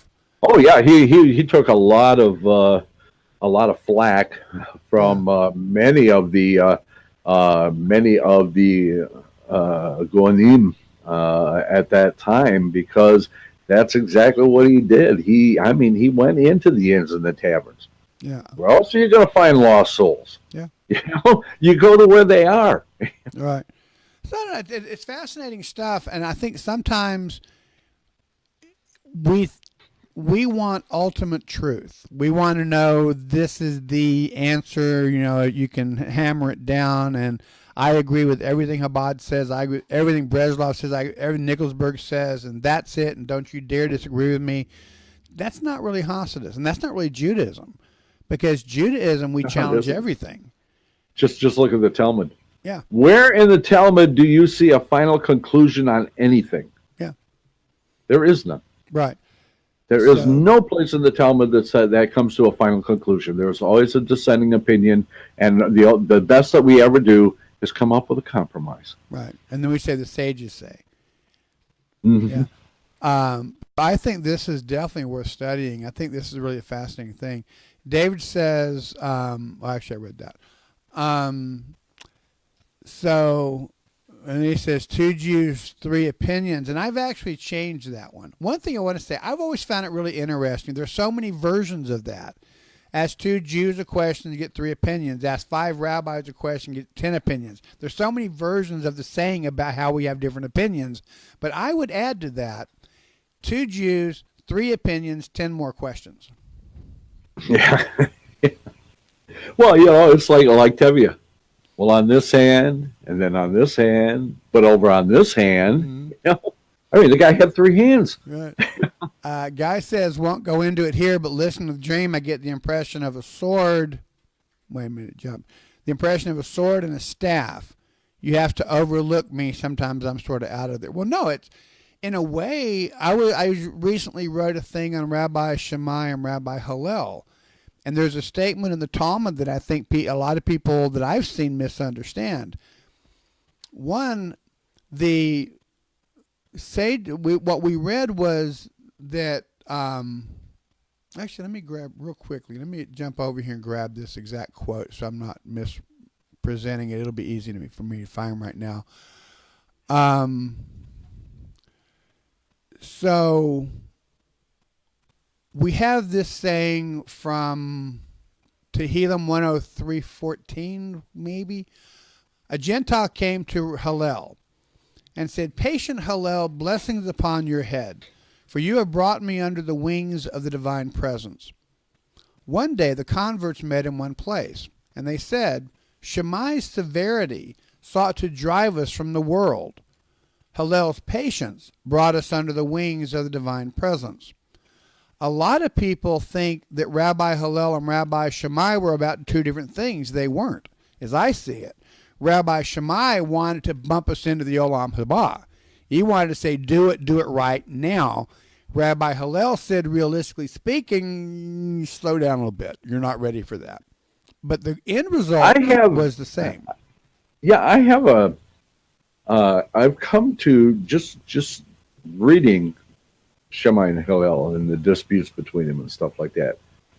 I've come to the conclusion that they may not necessarily have been in opposition to each other, but they took the opposite opinion for the sake of the debate. Yeah. Because debate brings understanding. Debate increases our increases our knowledge. And I think that, maybe Hillel said, the mezuzah should be parallel, and Hillel said, okay, well, I'll take the opposites on and say that, it's kind of like a debate club, Yeah. But that debate is very valuable. It is. In fact, Rebbe Nachman of Breslov said, quoting when you're translating something, the name Moshe stands for, and now David's going to throw something at me, but Machlochet Shammai v'Hillel. In other words, that Moshe, Torah, is not understood except what as revealed through the disputes of the school Shammai and Hillel. Because we have to have that friction. We have to have those countering views. That's right. That's why they say Judaism is the perfect religion for the heretic. You made that statement a lot. I have a question for you on that statement, because I love the statement. It's not actually my statement. It came from, and I really wish I could remember the rabbi's name who said it, but I'm going to say, in the name of the rabbi, he said, Judaism is the perfect heretic's religion. I find myself quoting that quite a bit, and I said it the other day on a broadcast, and something in the back of my head made me start thinking about that. As long as you can support your opinion with halakhic, with rabbinic authority, Shammai or Hillel, you're not actually a heretic. If you become a heretic, that is the point at which you have left the Talmud or you're violating the Torah. If Judaism is the perfect religion for heretics, doesn't that sort of suggest that it's the perfect religion to sort of shoot yourself in the foot with? Maybe maybe heretic is not actually the proper interpretation of the word. That's what I was thinking. Because basically what they're trying to get to is, that person who always questions everything. Right. Seekers or something. Like that child that, why? That's exactly what I came up with. So Judaism is the perfect religion for seekers, maybe, rather than heretics. Because I wouldn't say that, because a seeker, you give them an answer and they're happy with it. But if you give a heretic an answer, that's true. What does he do? He argues with it. That's true. And he keeps you on your toes. That's why I say a rabbi's best friend should always be a heretic. How about skeptic? How about a skeptic? Yeah, okay. I'll go with that. Okay. Yeah. When I first heard that, I heard it from you. And when I first heard it, I loved that, because that so expresses how I view some of these finger wagging rabbis that we find. But then it just but then I started thinking, which I guess is also part of what we're supposed to do, is say, I just thought that was interesting. Do you have any other questions or comments over here? Guy suggests for the unsatisfied. But again, you got the same thing. If you find a Rebbe Nachman and he tells you something, you're likely to be satisfied and quit seeking. So again, it's a great one, but it doesn't quite follow through with the point of a heretic. Oh, well, how about that? David said I was actually pretty good. Machlochet Shemai v'Hallel. Hallel. V'Hallel. We do our best. It's definitely my weakness. Every rabbi needs some weakness. That's not a great one to have, but that's my biggest one in my humble opinion. Raphael Pepe has also joined us. Welcome, Raphael. Glad that you're here. So I think I hate to cut you off because I have got to. I still have a business to run. So, right. Just what I was fixing to say. I think we have exhausted the topic. Rabbi, thank you so much for coming. I truly do appreciate it. If you're still watching, hang on. I'm going to do the recorded version of the Misha Barak for Donald Willinger, and I'd appreciate you guys being here and sharing your prayers. But Rabbi, thank you so much. Get back to your business. We appreciate you so very much. Thank you, Rabbi. My pleasure. Thank you. So let me run over here real quickly and find the link that I'm looking for. So most of you know Donald Willinger is there it is. Donald Willinger is the co-host for this broadcast, and he is also one of my dearest friends and confidants. He is just an absolutely amazing man. Donald, in fact, many of you actually discovered my broadcast through Donald. Several of you have written me, I'm so glad Donald turned me on to you or whatever. Donald is awesome. By any definition you want to look at, I just think Donald Willinger is absolutely an amazing person, and without any question, one of my very dearest friends. He is having, for lack of a better word, I'm going to say he's having stomach troubles today. He called me this morning. He had a really bad night last night, and he woke up feeling very, very bad this morning. And most of you have heard my story before about how I had the heart attack, and I put it on Facebook, and you guys got praying, and Hashem healed it. Sometimes Hashem's answer is no. We know that. Sometimes as we get older, all of us who are getting older are eventually going to have our prayers unanswered, because personally, if I'm laying on my deathbed, I'm going to be praying to Hashem to get me off my deathbed. We are mortal beings, and we should learn from our diseases, from our health issues, and so on. But when someone that we love, like we love David, I'm talking about David Deutsch here, who I also love dearly, but we have someone like Donald that we just sincerely love. We just hate to see him uncomfortable and hurting. So, bye-bye, Carol. Thank you. I'm going to pray for Carol also, actually. So I want to offer a Misha Barak, the Debbie Friedman version, however, done by a male cantor, by Don Gurney, for Donald, and also I'm going to say also for Carol St. George, and also for George St. George as well. Ahuva is having some health issues right now with her back, and so we can include her on here. If you have anyone dear to you, actually Frank Guy Bertosky and his wonderful wife, she was just recently had to go to the emergency room. Life is filled with suffering. Life has a lot of issues that we just have to deal with. I would encourage you right now to bring to you anyone that you have a heart for their current suffering, for operations, for pains. Donald has also been looking at the likelihood of having to go in for back surgery, which is not a ball of wax either, which is different than this issue.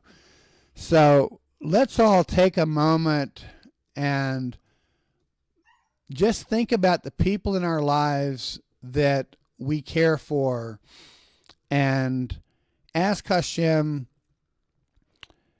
for his mercy and for his kindness. We ask Hashem to comfort those that we love, comfort all those people who are suffering, all of those people in need, all of those people who we're praying for. If you have a personal Misha Barak list, which I hope you do, hold the people on your list in your heart right now as we share together the Misha Barak.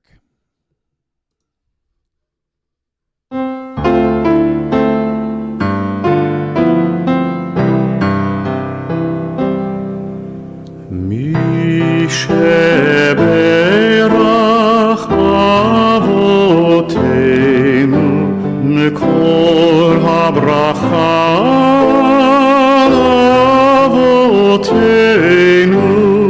May the source of strength who bless the ones before us help us find the courage to make our lives a blessing, and let us say Amen.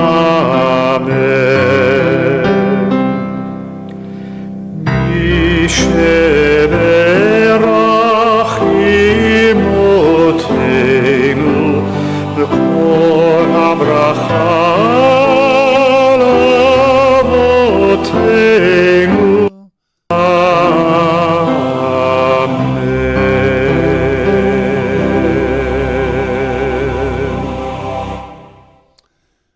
We had a bit of a jump there. That was my bad. But we do ask Hashem for his kindness, and we remember that the truth of the matter is Hashem is the only one capable of healing us. We think of our doctors, we think of of our medications that we're taking, and we think of so many places that we look to. In reality, there's only Hashem. In reality, only Hashem is our healer. Only Hashem is our caregiver.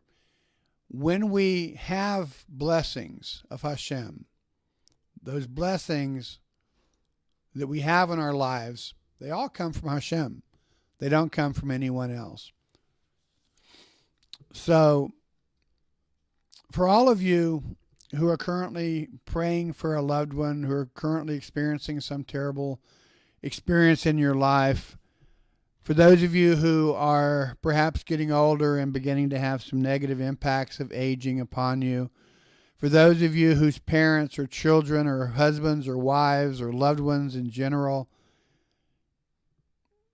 remember Rebbe Nachman's dreams. Another way to understand all these spirals are that they can also be spirals of people in our lives. We are surrounded by loved ones in our sphere of influence, and we hold those people closely to our hearts, and we ask Hashem to be merciful and to be kind to those that we love. And for all of you and all of your prayers, let us all say Amen. Welcome to Greg Gray, who just joined us here as well at the last moment.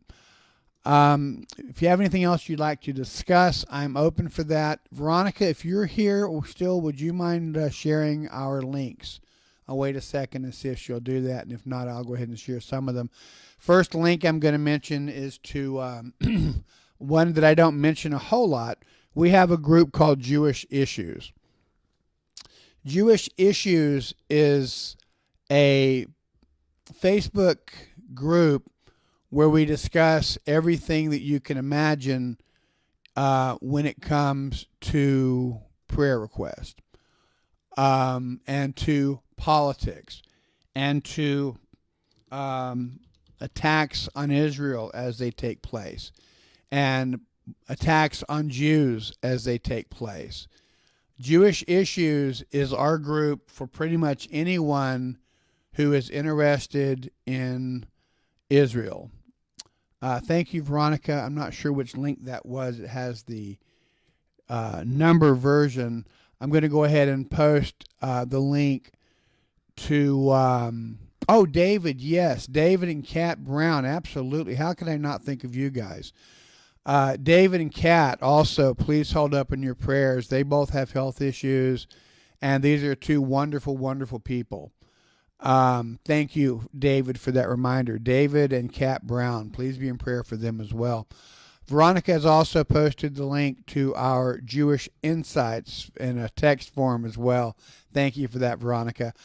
So Jewish Insights is a group for anything having to do with Jewish topics. Please join us there if you haven't yet joined the group. I would dare say that probably today is my main group that I have. Also, Veronica, if you would post the link to All Heart Tikkun. I actually like it. They've started calling it, I don't know, or maybe Veronica just did it, but All Heart Craft Tikkun. I thought that was good. The All Heart group is a group where people with their physical hands make physical things to bless other people. And since we began this, they have been making blankets and shawls and bracelets, and now they're making these cute rocks with things on them. And it's a wonderful way for people to just go out and try to bless other people. So if you're into crafts, by all means, please join All Heart Tikkun, and they will inspire you in how to do crafts for other people. It's a wonderful group. Donald, I laugh because Donald said, isn't Jewish and issues a kind of redundancy? It absolutely is, David. We also have our group Boycott Hatred Against Jews, which is more for political issues where anti-Semitism is rearing its ugly head. In Boycott Hatred Against Jews, we share things that are going on, things that you can do to try to make a difference when combating things like anti-Semitism on campus and that sort of thing. Veronica just posted the link to us for Kosher Cooking, all with K's, for the sole purpose of making it stand out a little bit from all the other kosher cooking groups. Kosher Cooking, if you're interested in kosher cooking, that's the place for you. You can find out all about how to cook, what not to cook, even how to grow crops. Is things like broccoli safe and so on. Kosher Cooking. On that note, I don't know if I should be announcing this or not, but I have had an issue with weight since becoming ill back in 1998, and I've been going up and down and up and down. So I'm getting ready to try something new. I'm planning on spending some time on Kosher Cooking, and I'd like to encourage your help. As of Sabbath, after Havdalah, so this coming Saturday night, after we light our Havdalah candle, I am going to change my direction with regards to food, in part inspired by Dennis Okola, who I don't think is here today, but many others as well. I'm going to be going on the keto diet. Typically, I share things that I'm involved with, so I may be doing a few shares about the keto diet on Kosher Cooking and probably on my wall as well. But it's just another form. The idea behind a keto diet is to go back to the stage before all this processed stuff and eat things that the people maybe in the 1800s had easy access to. Meat, veggies, and that type of thing. Cutting out all carbs, all sugars, and so on. So bye-bye ice cream for me. That's going to be the hardest one because I love ice cream. I'm eating a lot of ice cream this week. But as of the end of Shabbat next week, after Havdalah, I'm going to go on a keto diet. I'm telling you this in part because I'll be embarrassed if I don't now. But I will, like I said, I will be sharing some about that probably on the Kosher Cooking group as well. There's a number of kosher websites on kosher keto, which I'm going to be spending a lot of time at. So that's one of the things that I'm doing. Veronica has also posted a link to our One God, Seven Laws group, which is our Noahide group. The Noahide group, One God, Seven Laws, is open to everybody. Whether you're a Noahide or not, you're welcome to join the group. With all of our groups, but especially that one, it's important that you answer the questions that pop up when you sign in. If you don't answer the questions and we don't know you personally, you're not going to be allowed to join the group without writing one of us.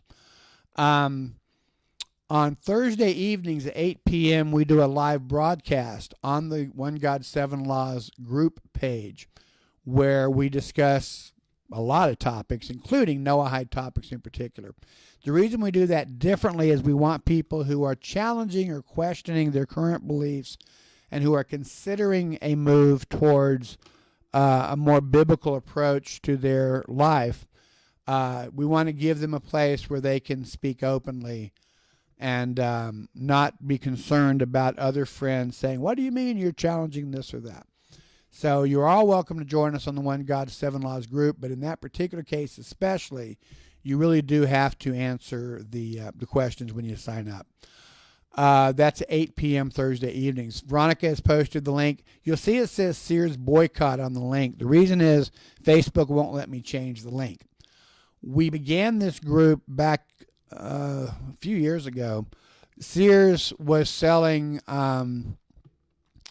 Holocaust T-shirts, hats, and jewelry in their stores as well as on their internet presence. We and a lot of other groups got together and did a very vocal boycott of Sears for doing that. You could buy like Nazi hats with Nazi emblems and SS, and they were absolute replicas of Nazi paraphernalia.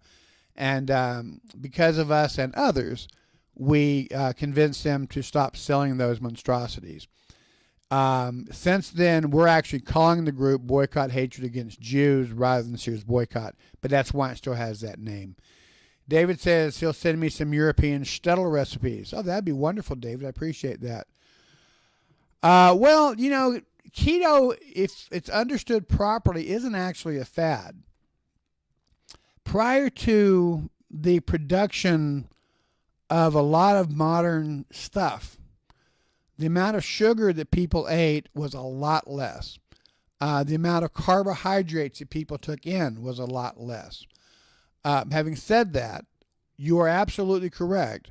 People should always be very careful when they change their diet, especially if they're going to a diet that blocks out a substantial portion of the food pyramid that the government recommends. But I will be very careful, though, David, as well. I do agree with you. There are some excellent keto websites that share a lot of good information on it. It's called by a few different names. It's called the caveman diet because you're just eating stuff that you can collect and gather. But the main thing is it's being called the keto diet, I believe. But David is correct. If a person changes their diet, they should be very careful. If you are, by the way, a type 1 diabetic, you should definitely not go on keto without checking with your doctor. If you're a type 1 diabetic, the websites are very clear on that one.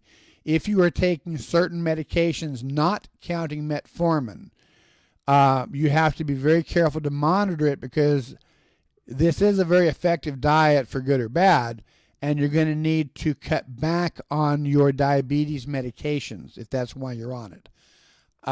You can go into hyperglycemia because of the diet if you're not monitoring things very carefully, if you are especially a type 2, or if you are on insulin, which someone I know here that applies to, you have to be very careful and watch what you're doing. And with any diet, you want to check with your doctor first. I am not recommending the keto diet for anybody but myself. However, the testimonies from people like Dennis Okola have finally gotten through my thick skull. So we went and picked up a lot of meat that I think will probably last us for at least a month. Yesterday, as well as a lot of green veggies. We need to do a little bit more shopping for green veggies. But we're going to go for it, and we'll see. Supposedly, guys especially, but men and women both, lose weight very quickly. As I'm doing this thing, I'll probably be sharing with you if it's working. Everyone says that this is a great way to lose weight, as well as monitor and take care and actually eliminate type 2 diabetes and other illnesses. Kelsey says it should only be on a short-term basis.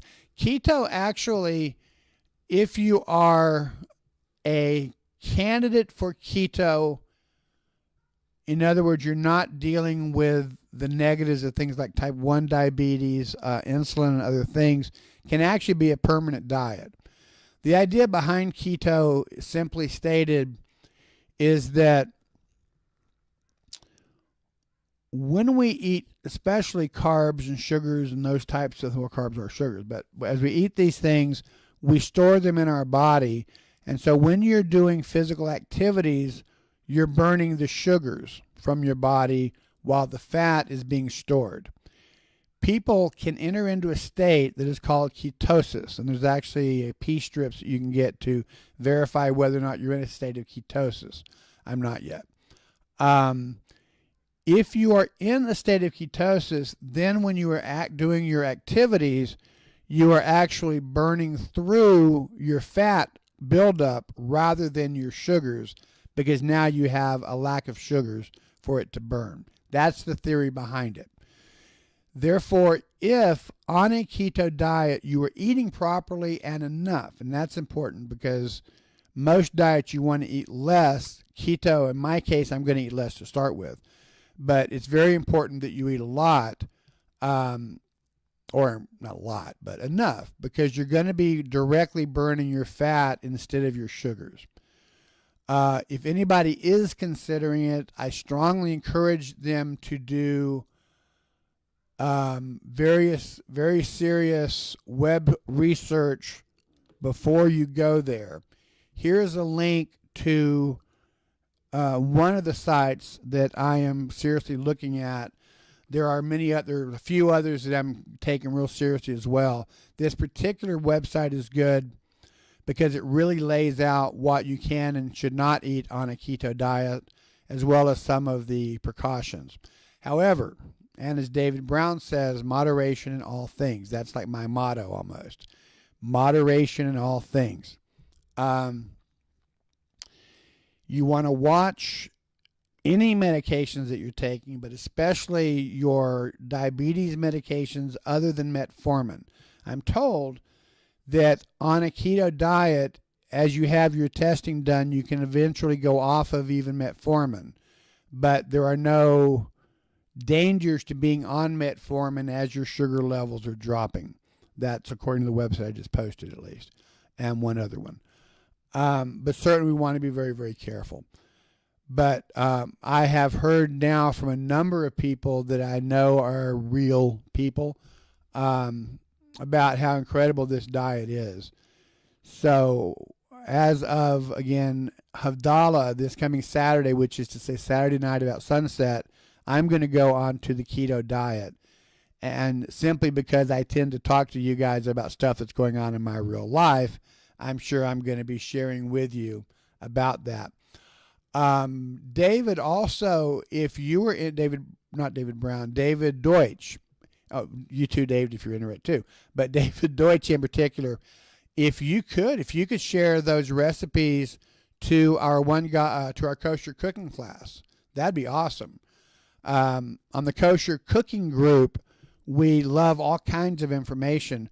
There's nothing about a keto diet that is not halakhically and kosher approved.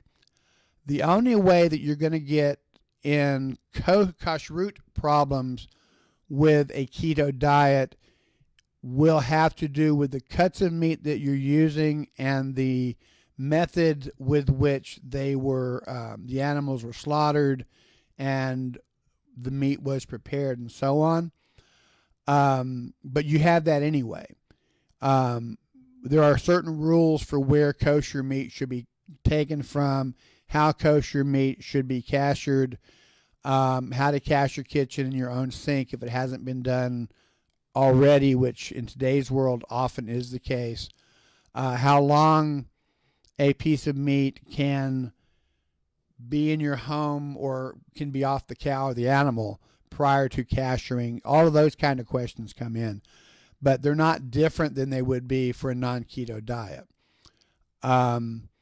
Many of the keto recipes, because in keto you are allowed to have a certain amount of dairy. There's limitations, but you can have dairy, you can have cheese and so on. And of course, things like keeping meat and dairy separate, those laws will still apply and so on. But those are the laws that apply anyway. there's nothing about keto that would be a problem with kashrut. I might add too, David had mentioned, like in the shtetls, back in the olden days, most people couldn't afford to eat a whole lot of meat. And if they could, it was probably the chickens from the backyard, which they probably only ate on Shabbat. So this really is getting, simply stated, this really is getting back to a natural diet. We have left nature behind with the heavy marketing of products that are simply not good for us. Things like high fructose corn syrup especially. But the massive amounts of sugar that the average Westerner and especially the average American takes in is, I think, problematic. It's obviously problematic. We eat so much sugar. We eat so much wheat. Wheat might be one of the questions that some people would have to a Western diet, because wheat's an important part. Things like corn, which is not a vegetable, which actually, corn is actually a grain, which most people I don't think know. On a keto diet, you want to avoid carrots and pretty much all the vegetables that come from the root vegetables from under the ground, with a couple exceptions like rutabagas. But it's like with any other thing. Once you get into it, you start learning how to manipulate the rules, how to make it work for you and your personal household. I don't like radishes. I'm not going to want a lot of radishes. Supposedly radishes are really good for you. I might scrape some up for a salad or something. But a plus for keto is that it does allow you to eat meats and that sort of thing. And the promise of keto is, among other things, that it does reduce hunger pains and hunger signs. Personally, I can go all day without eating anything and I can care less. About the time the sun starts setting, I get ravenous. The obvious solution would be, well, I should go to bed shortly after sunset and I can get up early in the morning and everything will be good, except in my case, I have sleep apnea and I cannot go to sleep until I'm really exhausted, and I simply don't get tired until later in the evening, even when I get up really early. So I'm not recommending keto for anybody. I'm not recommending any diet for anybody. I was a vegetarian for many years and felt pretty good on it, but frankly, as a vegetarian, I was still overweight, mostly. But this is what I'm going to be doing, and I will be sharing with you all as I do, simply because that's what I do. David says, I do understand carbs. I'm diabetic type 1. Yeah, carbs are that really is the boogeyman.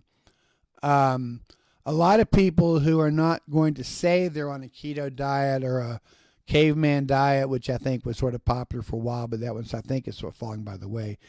But will tell you that they're on a low carb diet, which is sort of like the South Beach diet. My understanding is the biggest boogeyman in this whole thing is carbs. And that is like things like rice and sugar and potatoes and that sort of thing. But just like I always say when it comes to becoming a Bel Teshuv, returning to religion, getting back on the path of Hashem if you've been off the path for a while, do not be a fanatic about it. Some of the videos that I've been watching on the keto, these people are involved in their keto religion. Before I found keto and I have to go out and missionize the world and tell them about the horrors of McDonald's or whatever. Don't do that. Don't be a fanatic. Don't be an extremist.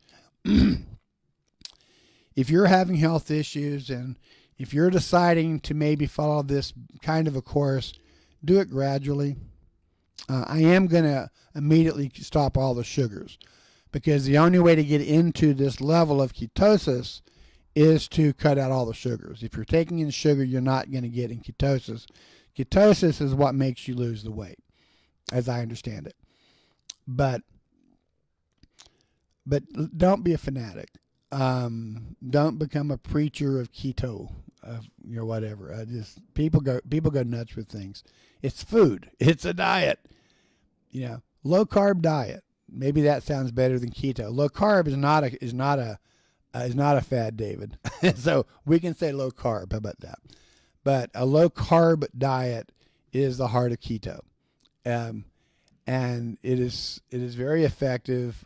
It has proven itself over the years to be very effective for those of us who have type 2 diabetes. It is, David, a problem for those people with type 1 diabetes. I was diagnosed with type 2 diabetes a few years ago. My attitude has primarily been, yeah, but I still feel good. Okay, my tingling in my feet, but I can take some Lyrica. Well, okay, this and that. But I'm beginning more and more to have memory issues, which a keto diet is also supposed to be really good at preventing or turning back even. And they just upped my dosage of Lyrica because my peripheral neuropathy is getting worse.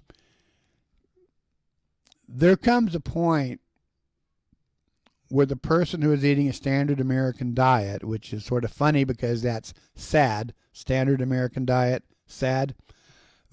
There comes a point where people who are eating a sad diet oftentimes, not always, but oftentimes come to a point where you've got to make a decision. And the decision, friends, is yours. I'm not a missionary for keto. But the decision basically, and it is a legitimate decision that I think is being made by more and more people. I'm either going to listen to my doctors and and start taking a bunch of pills and still probably have the overall sick problems I'm trying to avoid, or I'm going to do something to change my diet. And more researchers are coming into agreement that carbs are the biggest boogaboo of all. And I like them. I like bread. Fresh bread, I like them. I like country biscuits. I like ice cream. I like pizza. I like most everything I like, frankly, has a lot of carbs. But there comes to a point where you just have to decide. So I've reached the point. What you do, of course, is up to you, but that's what I'm going to do. Veronica says, I can't find the link to the Karuv Media Network. I'll get that, Veronica. I have that on my start page, so I can get it really easily. Thank you, Veronica. I love it that you're always willing to share all these links with me, with us. The Karuv Media Network, I just posted the link to it, is the YouTube site that Rabbi A, who was on earlier, and it created in part so that I'm able to host the services at the House of Seven Beggars one Sabbath a month, which is the Sabbath prior to a Rosh Chodesh, a new moon. I believe Rabbi will be doing it this Sabbath, and I have it next Sabbath, I believe. We also have plans. It's sort of fallen by the way because Rabbi works a lot. He works really hard. As you heard him say, he had to get back to work. But we're hoping to be able to invite other people to do regular broadcasts and eventually have at least something on every day of the week on the Karuv Media Network. I am not moving my broadcast there for a couple of reasons. I am, however, looking, in other words, I'm going to keep my stuff posted on on here and on my YouTube. But I am looking at a new server that is supposed to let me simulcast to their server, which is Get Vocal, Facebook, and the Karuv Media Network, and maybe even my YouTube. But I'm still checking that one out. But we haven't gone over there yet. I'm probably going to be doing that pretty soon, but I'll still be here so you guys can watch it here. But we have plans for the Karuv Media Network. We haven't quite realized them yet. But click the Karuv Media Network, and you will hear you will have a Zeta Story Corner, where Zeta, the lion puppet we showed you earlier, presents Hasidic stories, Hasidic tales. It's a really nice, fun broadcast every Monday night at 8. And then every Wednesday at 8, it is Torah with Reb Ruvain, Torah study with Reb Ruvain and Rabbi A, also on the Karuv Media Network. Every Friday at 8 p.m. and every Sabbath morning at 10 a.m., he or I will be presenting the Torah services for the week. Like I say, usually it's 3 weeks him with 1 week of me. On the Karub Media Network, and I just posted the link to that. Mary says I'm not on diabetic meds. And then you get broken off. It's better, believe me, it's better not to be done. Oh, okay. I didn't see one before this. Mary says keto worked well for me as far as keeping down glucose and losing weight, but the LDL went from 114 up to 155. So maybe check your cholesterol for some months. This is why it is important, any diet, including the standard American diet for that matter, to check and make sure that things are okay. Getting off diabetic meds and not needing them is a wonderful thing, but then cholesterol comes up and rears its ugly head. We got to keep these things balanced. I am blessed in that I have very low cholesterol, so cholesterol has never been a problem for me. I also have a very low heart rate, like ridiculously low.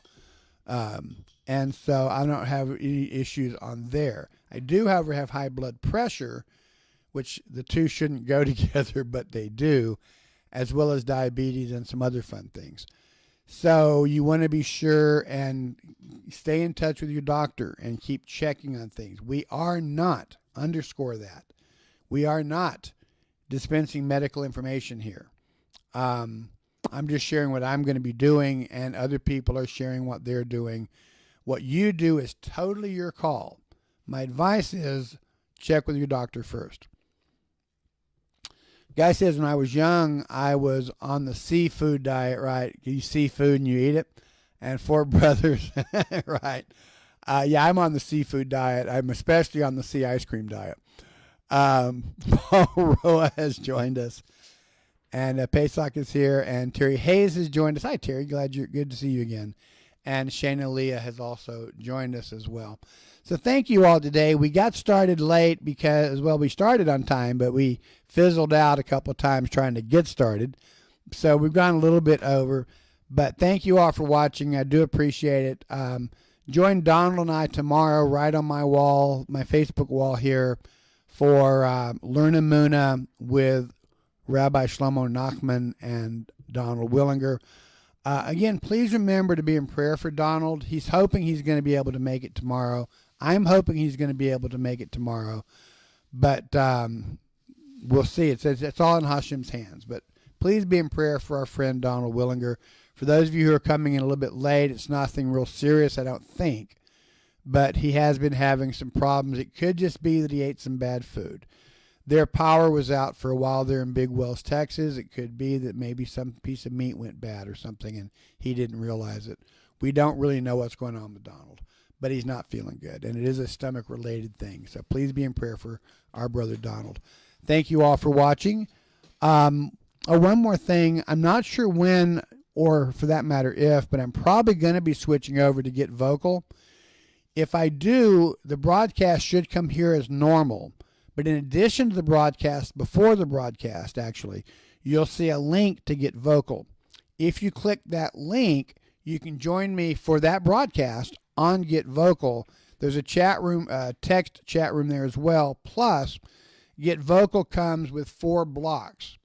When you get there, if there's a block open, click the button that says grab this block or grab this spot, and you'll be on with me live. You will have to have a camera and a mic to do that. But then we can see you and hear you talk. So we'd love to have you all do that as well. Again, I am still sort of experimenting with that, but I'm very happy with what I've been seeing over there. It won't be the way we're going to do it tomorrow unless Donald lets me know tonight that he's not going to be there tomorrow, because I don't want to make Donald jump into a new routine early. If not, I may go ahead and do it over there tomorrow. I'm still trying to figure out how to get YouTube into the mix. But anyway, thank you all. God bless you. May God keep you. May He cause His face to shine evermore upon each and every one of you. Thank you all for joining us today. And I'm going to take a moment. Facebook has just been getting really weird lately. It closes things for no reason. It opens things for no reason. Oi, oi, oi. I'm opening this music by the Brill so I can get our theme song ready to go when I exit the screen. And we have that now. All right. Thank you all. God bless you. If you have any questions, comments, let me know. If you're not a friend of mine on Facebook, I currently have about 10 openings. Feel free to invite me. And God bless you all.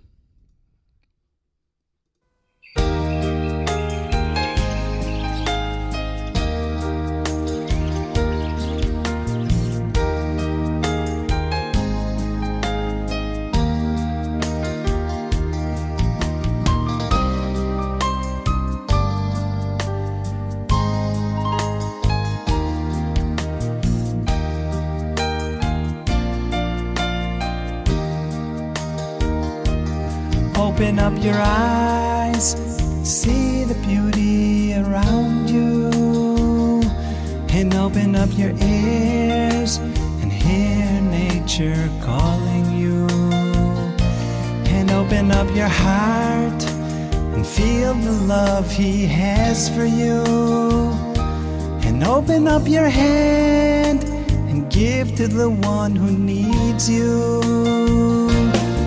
We got so much to do.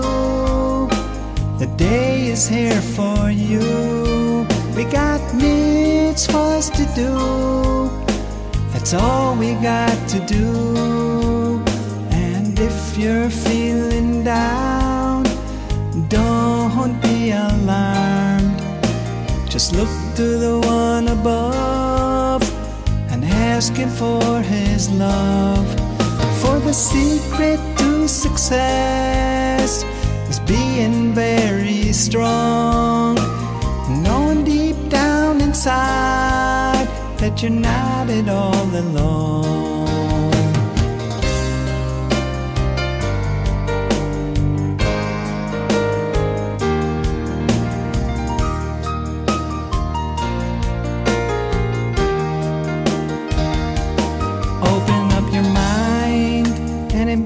With infinite wisdom, and open up your spirit and catch its inspiration,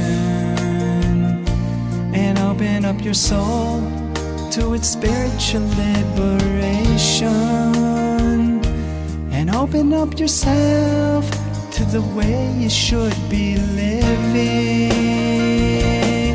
We got so much to do. Day is here for you. We got mitzvahs to do. That's all we got to do. And if you're feeling good, don't change your mood. Just look to the one above. Thank Him for His love. For the secret to success is being very strong, and knowing deep down inside He's helped you all along.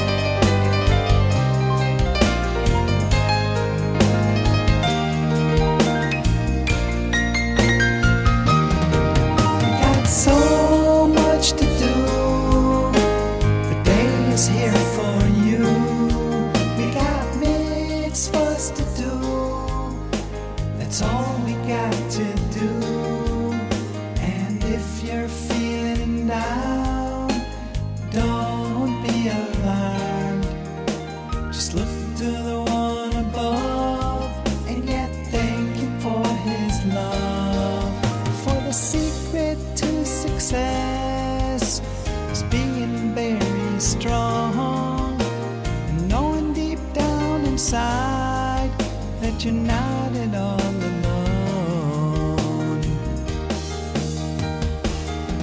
Open up your eyes, see the beauty around you, and open up yourself to the way you should be living.